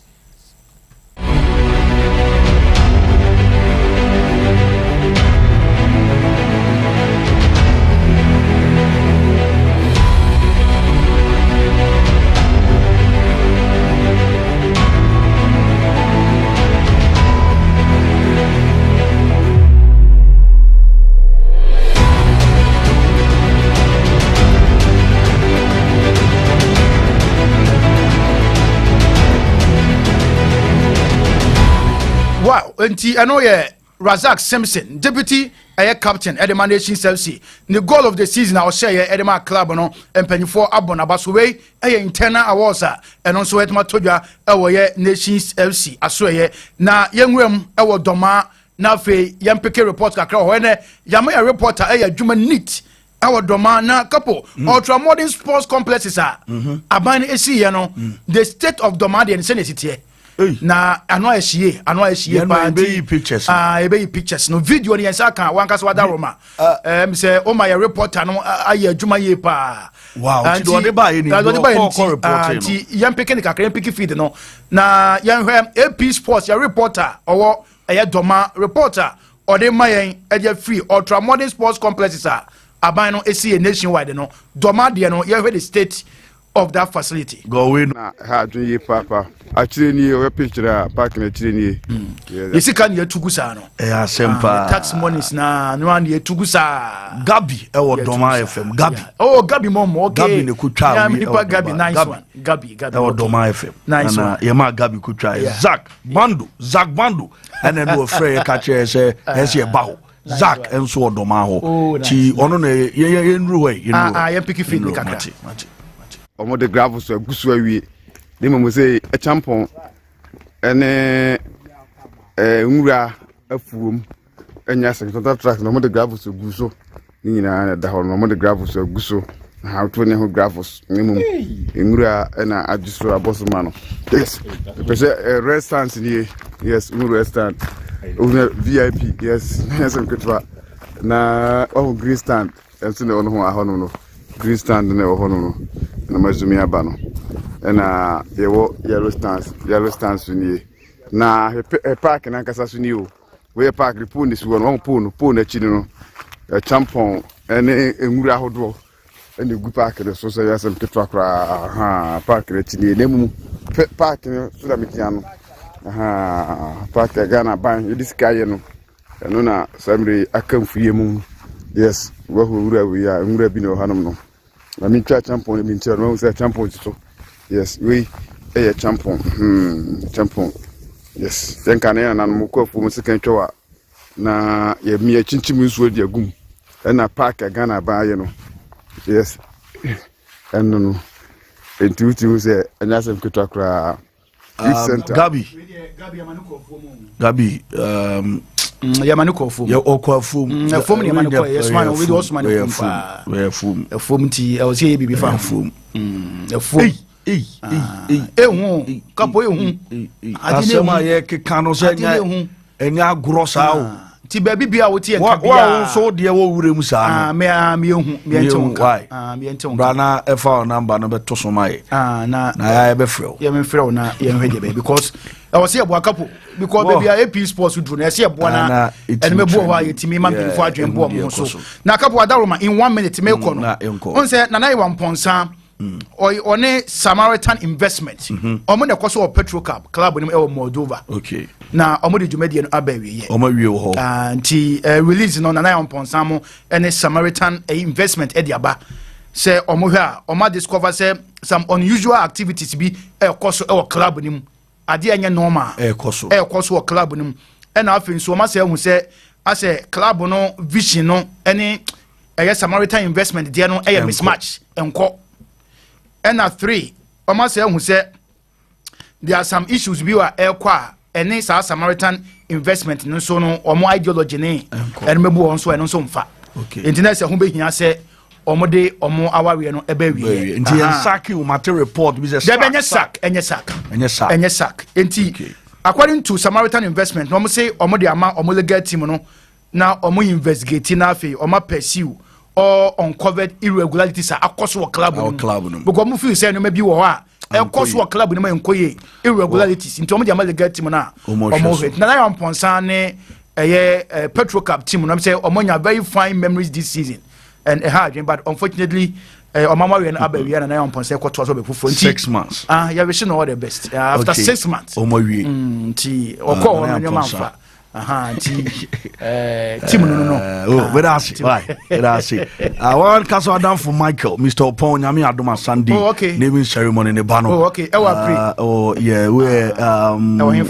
Abuabo Church of Pentecost no mo yenchi Nyame Adoma Opon Mr. and Mrs. Opon Michael we are very fine me that's it a for abidafo bana o ma ba to aso na bibia so etimi aye kama e wo ho na ya to aso na ensamre de bebre na wode aba no na Ghana so esre pa o in fact enuama ne nsem bi e kokoso no de yakekan so akobo match bi a Samates for so munim kayakan wasem no be bia chese akofa nsem bi aba ana afin so nsem ma e koso on transfers ani latest ya ebayi park yi odoma form park no ne yi no wa won so de no hyewure mu sa no na wabo enu azak wo frɛ no kan sɛ your contact no na o my information bi ono ane gabi mu odoma FM ko twitwa baaye ti won so de akawure mu a me hu wa wo de ye de aso abofom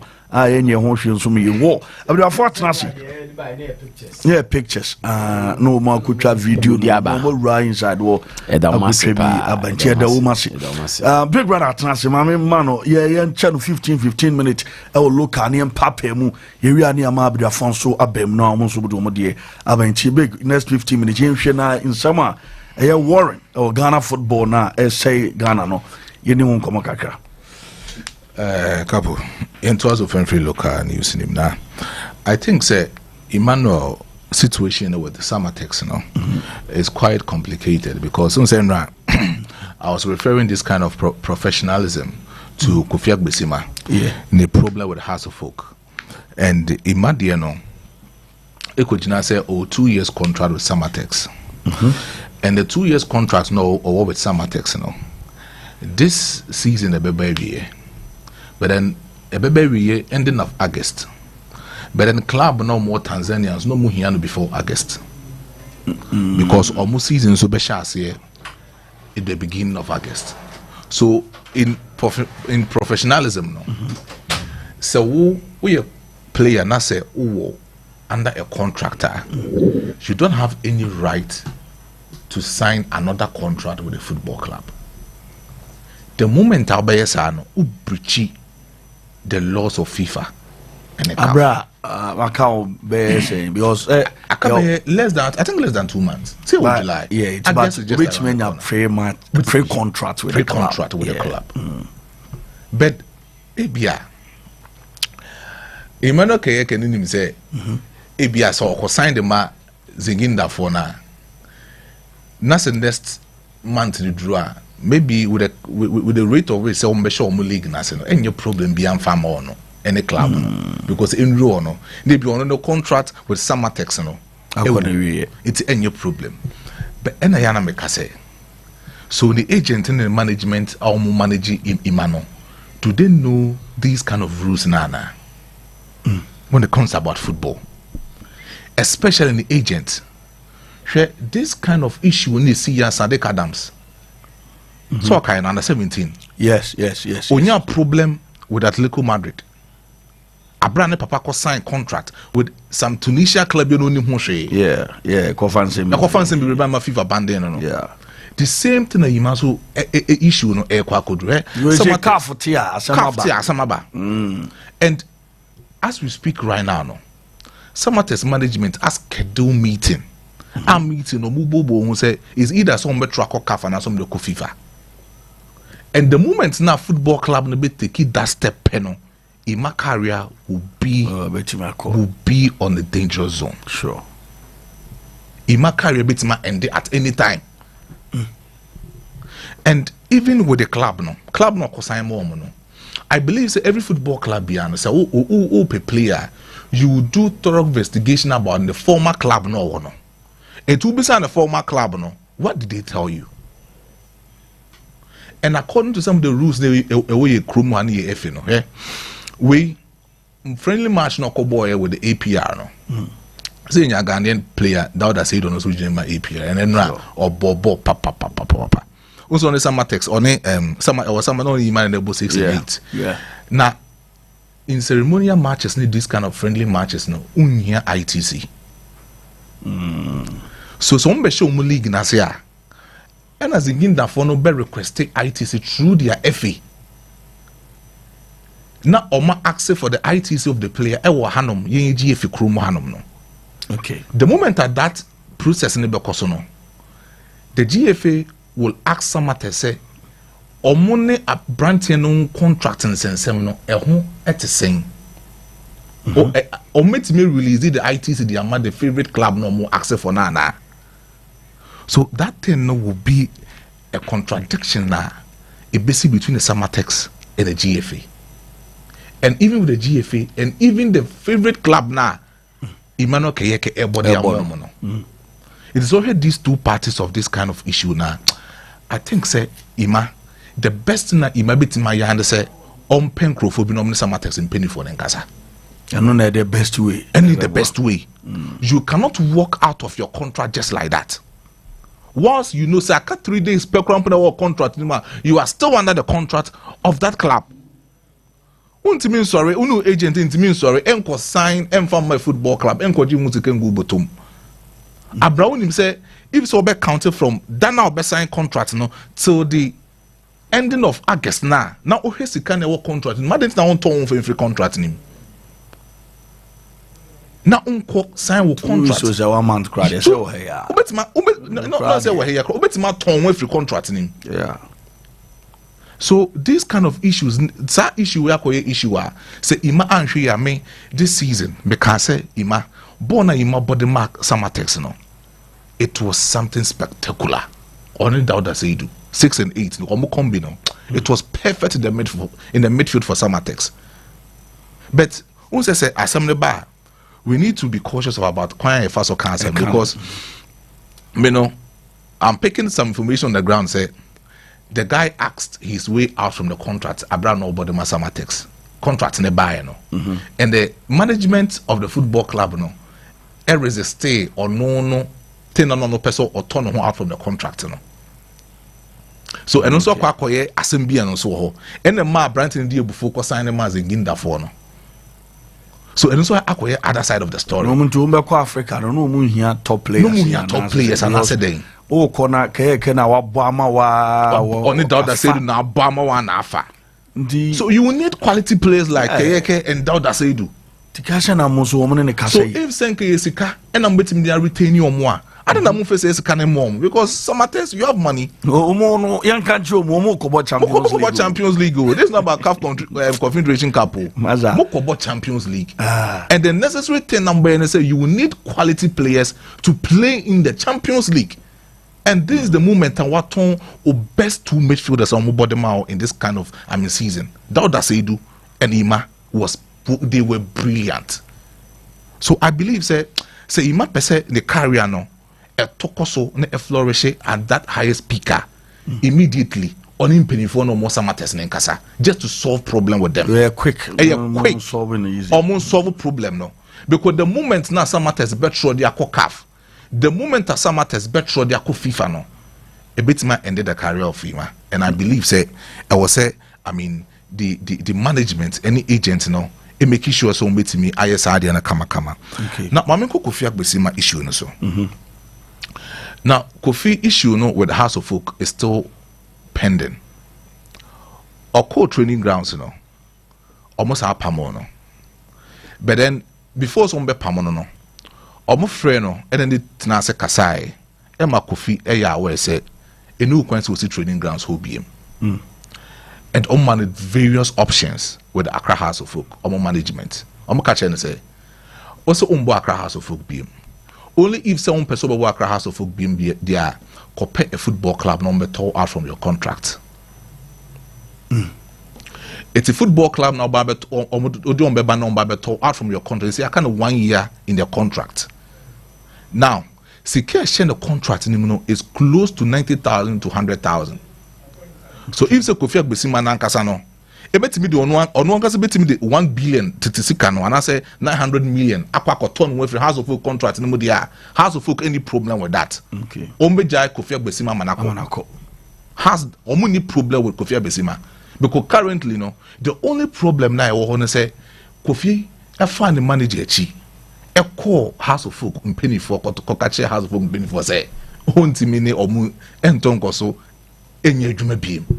That was a big blow because according to the manager also no Kumase and at the time of make say the call of Kofi Agbesima no or no about ten call that time now Kofi so peke call no knowing no Kofi ni management nation or more kasa. Wow. And even on the part of the coach the coach knows also no the Kofi ho ya say if there should be necessary things I was saying kawone onu di nkoma or was saying kawone onu di nkoma and sana wa manage yes. But then I believe say when it comes to professionalism whether House of Folk like it or not player and so on from has been the contract is still pending. Professionalism is they allow him man going into the youth no on him training that is me my concern. So on so on House of Folk be ma because we know a two side either says only Kofi crack as na Kofi yana so back to Accra House of Folk obetima bo abrobo me to me no abrobo obetima body ama House of Folk no very high but then a football player so the moment now so won hear mo service am so mo hear mo services ne there mo man nko youth ni no nko ni youth ni nko training na ka bibia nko yin fama Kofi any House of Folk until so benya good football club omba beto ne free the contract mu on metua 90 to 100,000 Ghana cedis ne there reserve that kind of thing no and from the side of Kofi na ka Kofi enko youth ni mu enko youth training by so be permanent free camp now be embarrass a good footballer like Kofi Agbesima ne there a hard dream. It's way top below the belt. Okay. But boss, Kakrebi when some of the pictures say no. Yeah, 4 minutes or not invest. Ghana is in a particular moment. It's not only with our infrastructures, but as a football infrastructures. Okay. We are in a die moment.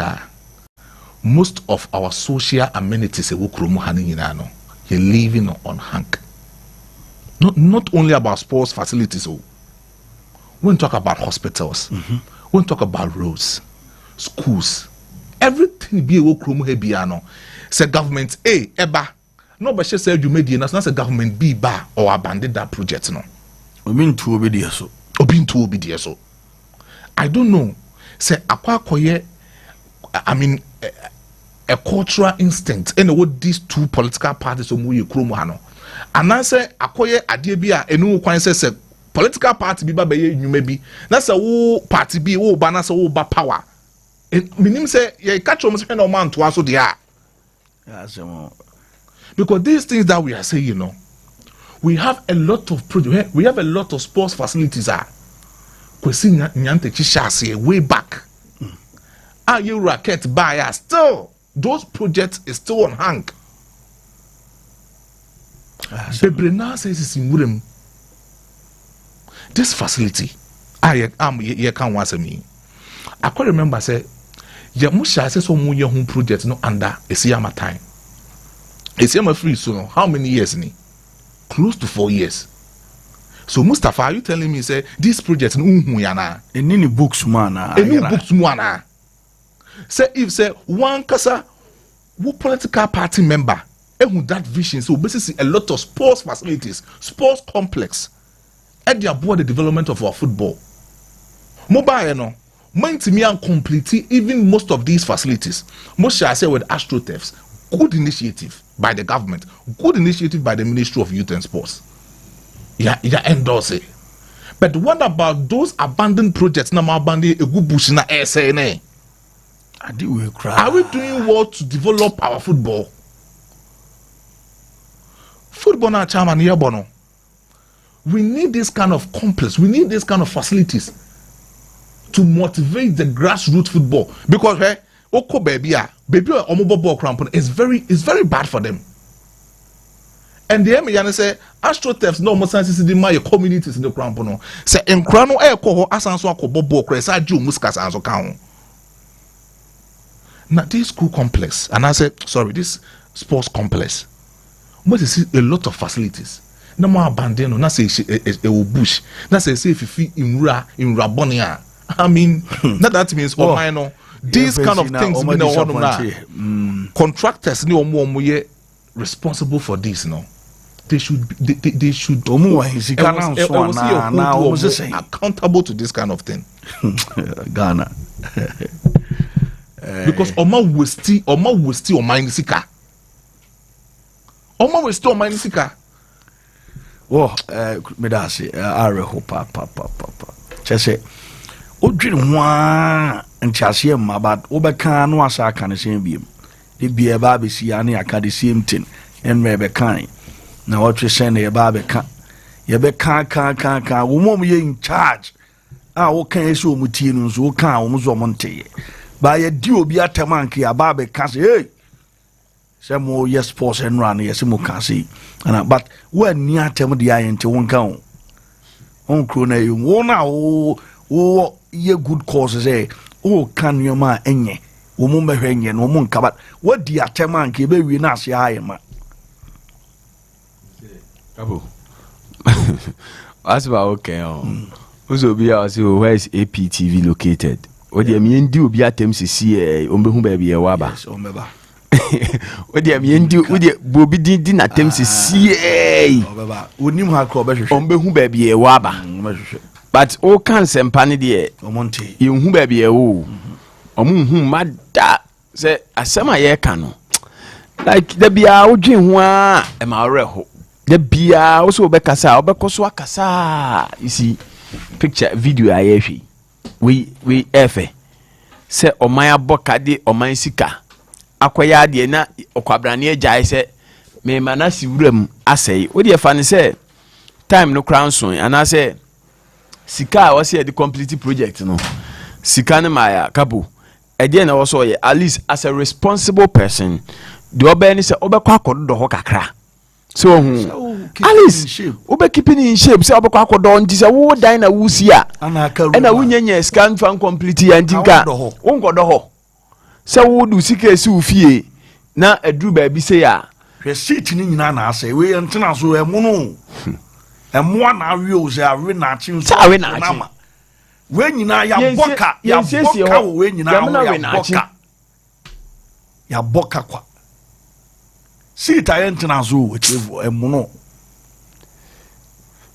se doma de no mo se doma MP pe ba bi abon games de ekobie esiesie ho ma ne kobo games no obo games ni we ya na etum eni atum a de si wa ma na saase ya ba bedu sa amre eni yete ha yenye serious as o man we Capo the way eni ma ekono the bia no ore ho for Ghana football and the case na ekos no enye agro bia mo initially no near fan say agro but we share the way near my sifa corner Capo ade no atragro enya won say yabo league awie na almost all the best players last season mu yi omo no obi e pe ba bia fa and omo ko ba bia Rwanda Tanzania Ethiopia Rwanda Tanzania Ethiopia enye wa reho asoman enhayen say yankofo ni kwan na omutu no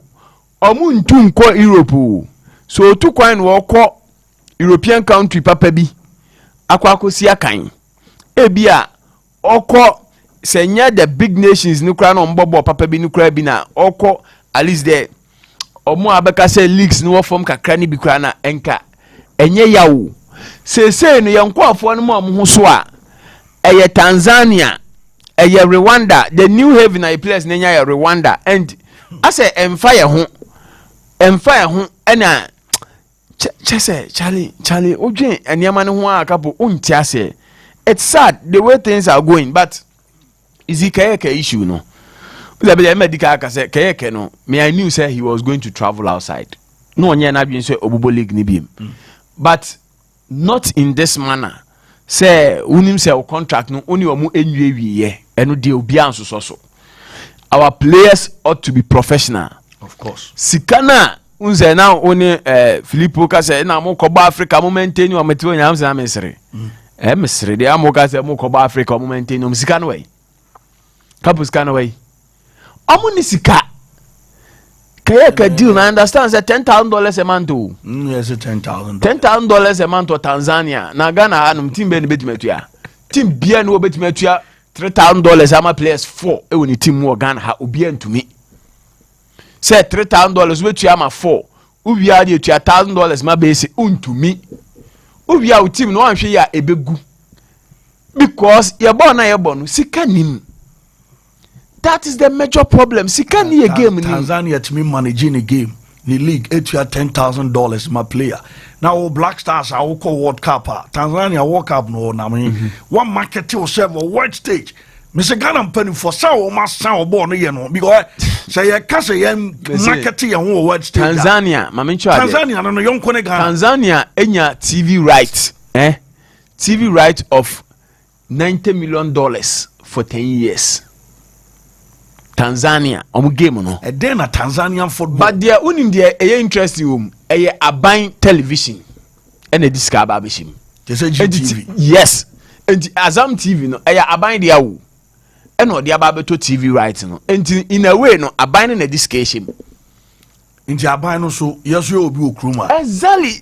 Yeso ye GMPC eno so aban dia. Enye masima makaya na no ebobeka bi. E won say aban bem because GMPC do baby GMPC so okosua $3 million for Blasters. Say $3 million no GMPC say me sponsor Blasters me tua $3 million. Me wa Blasters no so no aban na bo ho ka.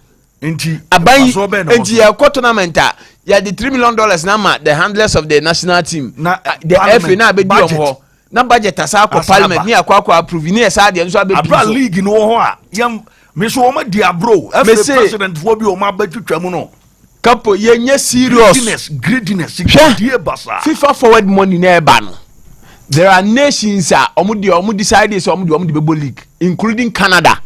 FIFA forward money na unse Canada no more league wo ho Canadian teams no omu major league soccer. But I find Canada for start here almost so bomb Mancasa Premier League. Even that can still no. Say teams Montreal Impact, yeah. Toronto Raptors. Nyina no Toronto FC. Yeah. Say Raptors do NBA. But Toronto FC bo Major League Soccer ni bi. I find Mancasa organize league omu krom say omu teams no mbebo league. But omo organizing league no omo FIFA forward money no omo so omo league no South Africa so omo FIFA forward money ebe show omo league m adan ye de FIFA forward money ba because of say ye benya baby ye de be kwa akoshe na wo de yes o ye de ko develop pram baby ye develop pram and now ye see ye ko yakosi say ibi wo win Congo and now unse nanu aket ba ha ye so omo abeji asase bi wo say Ashanti region on ba be academy be si na menya hu baby ye wo ye ba be si ye hu ba bi ye wo ye ball ne say say ye wie season ye wie ye players no they are running where are they running to? Tanzania ne Rwanda 95 ya na Rwanda omo kontokwa o kunkum nipa wo Rwandan genocide kunkum nipa basa o Rwanda and na Rwanda asori aye ne boy ye ama Ghanaian players ye we are the best ones no o say Seydou Dauda omoto no $120,000 Rwandan team what $120,000 the amount Samatex wabeto de akọ player ni sika awokwaji mai Richmond Lamte ni deal awakwa enti players no are ready so ambeko Rwanda and we are here ye ni age yo yeah infrastructure you can maintain me say bedu ba bi ni Ghana ye nya obi amane mo ball no omo mbebo ball no ye league no ebe ya ase ne nko anti no so otimi je league no kroma no na akohia teams ne wa abontina no a show 6 to say there without the share house ni bi ukohia no a show 6 no a show 5 last season we were lucky any enya teams a omo qualify ko Champions League group stage Confederation group stage near this na your league na nye 1 out of 1,000 and a farmer war. We can't continue to do the things I take room higher no. I was say a born ye must come so na Ghana economy na the BI economy as companies sponsors our reality shows here my euro mo na man for domestication man for sponsor de bia me see reality shows here my romo ni adi de bia anya corporate Ghana no man this go because they know what they are getting omo organizers na mo say mo di musika hye mo ambenya mfaso nti amanfo are ready so am di musika behye ya born people are lazy you are lazy in as much as also aban be boa no omo di born anim they are lazy your telecom bi Ghana ha ono sponsor entertainment awards afi bia wo ye ntia na mo bo no de munya obi a wo na so abe sponsor na otwe ne film de na otwe ne film ye mo one touch premier league okruma o product ne nya papa e die ntina obi obe sponsor ye ball ni bia ne ye nwie no wajai obi obe sponsor league okruma bia ne ye mo league ni nwie no wajai e sha ase and enyese FA nkwa abreso na sha ase from nyantachi time de ba nyina no ABC Premier League na ABC ko kina farmer no mo jai no mo ko one touch ba anya one touch ejai e ba glow crown so de ye twiya ma glow sika ebi da so kam besi na glow sika agent no broker deal na gene commission ba sika na nkasa ama besi na ye da so twi glow sika ho First Capital Plus Bank enso so ba ya o sign 2 years after 1 year First Capital no mafa edenche mboko no mko and the infamous contract between number 1 ni Nyantachi number 1 ni Nyantachi sign contract no bia ni de share ni motuom kofo emienu contract nche number 1 xylophone cash abe sponsor league ye hu de kosi ye ene no so nam hu din okoe this FA yin so mo kofa bet power buy ya me say ye nyema mu nya fine say ye announcement ye announce say $2 million a year ye wie ya say $1 million ne ye beche ade ya te $1 million for promotion who one billboard mpo say sikrum on te say ye the one jingle akọ mass station bi say bo Star Times and 5 years om say so as Star Times afa ho nwa omko edie ntini ye ball nko an obi abe sign contractor onwie no okọ bet power yeah bet power yeah new season crowd bet power no atwe no ho no de ko we are not doing our things right and ya anye eniema ya ye ball no be ko so asai sa ene players ya ye bi a transfer window say make amanfo ani abre signings ni ade unim bi asirom oni ni din koma no o chikache o say to boas ndikotoko ne ase ni abre signings nya no players no o de monto boas me hwe deal bi ama sa mi hwe deal bi ama and the player abon say all sign okroma na deal na ama because onu di nkomo no he say bia deal be free Nigeria ba deal be free Tanzania ba Ethiopia Rwanda say de omo hwe Morocco ne Egypt ne Tunisia obiemo yenkofo ye nenam ya no ya no and we are not concerned say ye be ye niema ye say de be ya ye ball no sika bebem hwe arutu you de ye si ye ye wi season what you want bim chese asem no awu din ye chese Ghana for the short memory ntino ye e ba na e kan ho asem na no say chese aye din ye ba be she league for France ye be she league for France o kroma no ma ye nte sa asem no ho hwe ye ti kroma FA no take delight in meche footballs ama teams meche boot ama players and we are happy near the way ye campaign promise and club owners are me say your football na ye okroma no say ya ansesa ye niema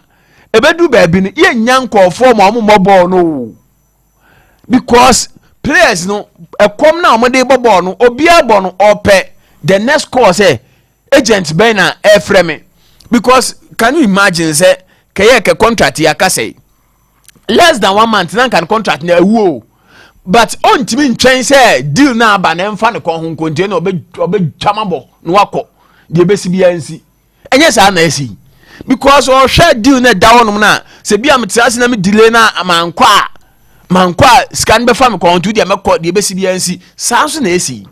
We are not serious in this country but na yam ponsam issue no Capo in the coming days now, I'm sure say a lot of things will come out because unze enena Petro Cup ebo match omune Odabasi omo bo Champions League qualifiers enena issue ni ba me ko share omo line up Petro Cup de ko eno unim say Ghanaian players no bia anko bi Ghanaian players na Petro Cup team no unze omo team no omo wo ayiwom this boy Abalora ona na dago no omo wo David Abagna Esuwom and Seydou Bassett.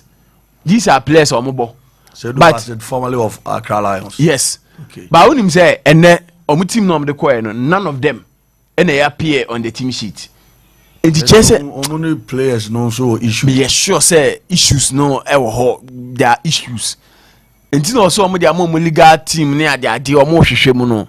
In the coming days I'm sure say a lot of details will begin to come out because entwin masa say after 6 months pay me cause sign contractor me need team akwa ye na after just 6 months ya party ways no because omusha say no the relationship was so beautiful na pa enti say bibia si no omo kodia na then there's something bibi shase of which I'm sure say in the coming days no ebeba ma ye nyina no yet me ahu bi but say ohun seto say nso de no. Yeah, seto say. Yeah, seto say ne kotoko de no. For na no pay am say. And say edibenya chana ma ya. Say enra na ye seto say ma me 1 week. Yeah. Entino supporters na lead this ade and say omdi beba kotoko because omu say omudi say so omudi ne ba I mean pen experience ne bibia and is going to add a lot to the club and in here omdi seto say beba ti enra ne ma me ye o tachiman yes. And the pennyfo kwota de commander graphics ono she soja atade no was a K5 Safu Jemfi okay any Ashanti regional circles chairman omunya akokota akire se owie ye na no by Friday omo de na ba Kumase there's a Baba who say only team never started training now. Omo I register. Now the issue is about omo say or fit na the fitness level. Fitness no because ne born there and penimfo ni gidi say he's up there. I was say omutimi e ma ne babebo. E ho enum ntino that is how ono so no de anything. Me I'm liking how akotoko say omo ye recruitment no at least omo asha say omo eye a lot of the recruitment and also in term because is it what our players ni be na no amoma eden omoko nti also in term and omo ba no at least wo hwa unse emao some hope kakra because players are omo ba and these are players that omo ye known but what I'm hearing is that unse na kotoko ni abre for Razak Kasim Olympics captain no but look omo say has nso atiesi echire has folk atiesi echire say no omo so here Razak Kasim said, "I'm going to come set up no. Nan the season, I be boy Juma di amo. Muze, because has team no. Omu here a defensive midfielder because Utanga ni wa. Omu extra goal, so they need somebody. Into Razak Kasim also about a tag of all. Kotoko train has a train. Wa ba iro ho but boy no so say a deal be outside Ghana. Unze makacho si place no. Obi a oni di nkoma. The first option you say obinya deal outside Ghana no I it is what share outside na deal no and far there's a fee no about local market no because we here scanner a crew man you treat my boys na idea e form and a lot of them no omo share so here ne colleagues na e bi omo tu kwan ko Tanzania ba omo ko Sudan ba omo ko Libya eba no niema omotimi aba be ya no so de tutu so oti krum ha no ntumi nye bia ye nyina so na ebobo no dina ne obehwe se deal bi pai wo Ethiopia pe obekọ akọje e pai e de man Mesopotamia obekọ no akọje eni nyina no it comes back to your game no your game na egu no e wo se mpanyimfo mo ye nikọ ho campaign ya ekoso nyina no sports no what are you doing for us yempe say no kasa no enye no ne yepe tie bi mo we want to see action no also amuma yehu by showing commitment nti say no football people mun demand bi mfira ban ho eni kwan say ye talk shop keke yes stadium akeka wura mu ni ade we must start seeing them say ye ho adwuma ye nyai sa suban bone no mama kwa o ma so na ye ntwetwe nkomo crusade am say ha adwen o kan say 0506977695 0506977695 ye mon komo baby a obi afrebra na echewa dwedi which me asha drop me doma na yakoho na yahwe project a akawre mo doma ho mse ha adwen papa so ma ye team ne ye ni je dia ha adwen 0506977695 0506977695 na yeni nkomo kakra hello boss, good evening. Good evening, sir. I'm about to order maybe agaza free. Yes, I'm in another boa, no whatever. Okay, into you now. Capo, I say, on my reality, you know, playing for at Mediagora. Serious.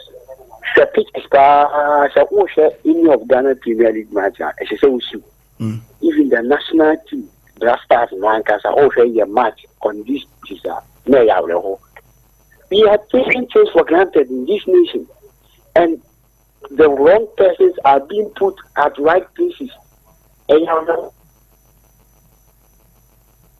Hello. Well, I'm saying, well, first, so fat me. I want to add drop it.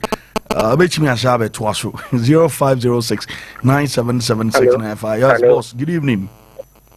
Evening, Capo. Boss, we didn't be a casa free. If I'm Samson, we can free to you. Okay, into your boss. And then I have a Ghana football in serious. And then I have a Ghana football in serious. So everything from your black star now, by look at the national team. So, a binary you look up to me. I heard some more sports presenters. So, mobile boy said, of late, who said, Mwanga, some of them need bread, so that they will change their way. But, say, I need football in the cost and I hope they HTV more the best. They're heading a before that. Yes, yeah, so thank you very much for your call and caller 0506977695. Yemo and Komona Echewadri. Ghana football, Ghana, the state of the stadium, Kruma, West, Yan. Yadinyo me diagro, Nemo Ebe Henchima. Hello, good evening. Hello. Good evening, baby. Akaza every boss. Whether my name is Katapi, I have Goso. Okay, into your Goso. You must make my palm bonnet.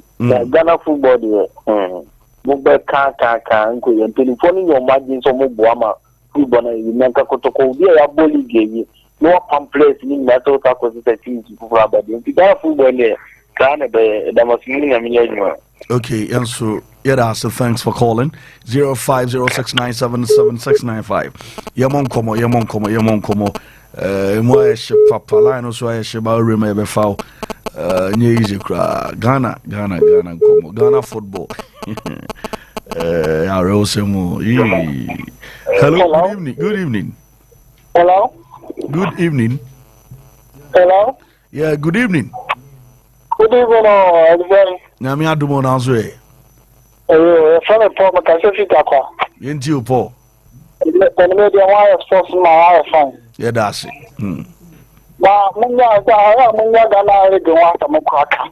Because social media courses is Yana and Yadia Moka farm the phone bit in Kimunya crack and I won't come for me for it. Because I'm saying, I'm a couple of Bono.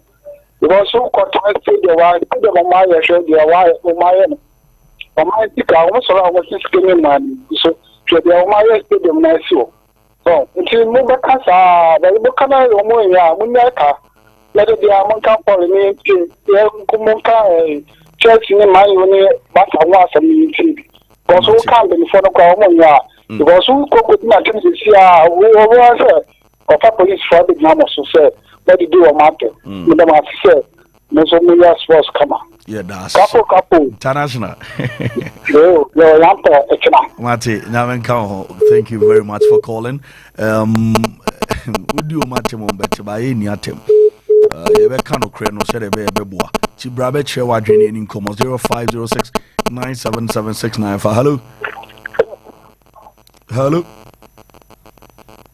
hello good evening hello caller wo intime nyina so me ba cho ba na why an intentive 0506977695 APSPORTS is airborne. Hello, good evening. Hello. But you didn't be a casa free, ain't you? Okay, I'm saying that but we are still in a room. Urema ever found. Urema quite be didn't come. Hello, good evening. Hello. Hello. Me ba cho didn't be a casa free. From Mohammed in Kasafri West. Okay, Mohammed against you.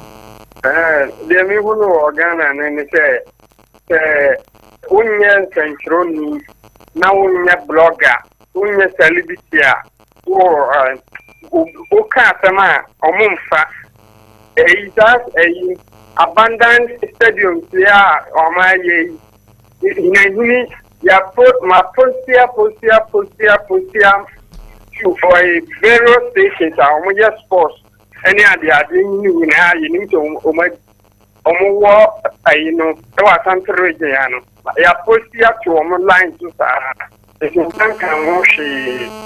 I mean, say at this time, so players and Angata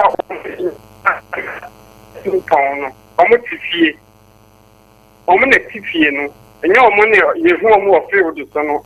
No money, team no. Players no. No money, team no. Of course, we got a yes answer region. Team is there. We are selling to Korean victim and yet advocate to us. And so this starting part, just by the yard, your Fakulana, the new Dukumasia, near the night you also on Brefi. You got the air just for such a man. Akulana be free Kumasa could be such a man. Yes, more Kobiak in Dampo. Don't be family near Mawa Sanyaba. In the football, Ghana football, no, there. In Ukraine, into Sahana, because you can call out both school teams near the Aviano. After the secondary school, it's in Ben or Minyabo. So thank you very much for calling. 0506977695. Yeah, mom, hello.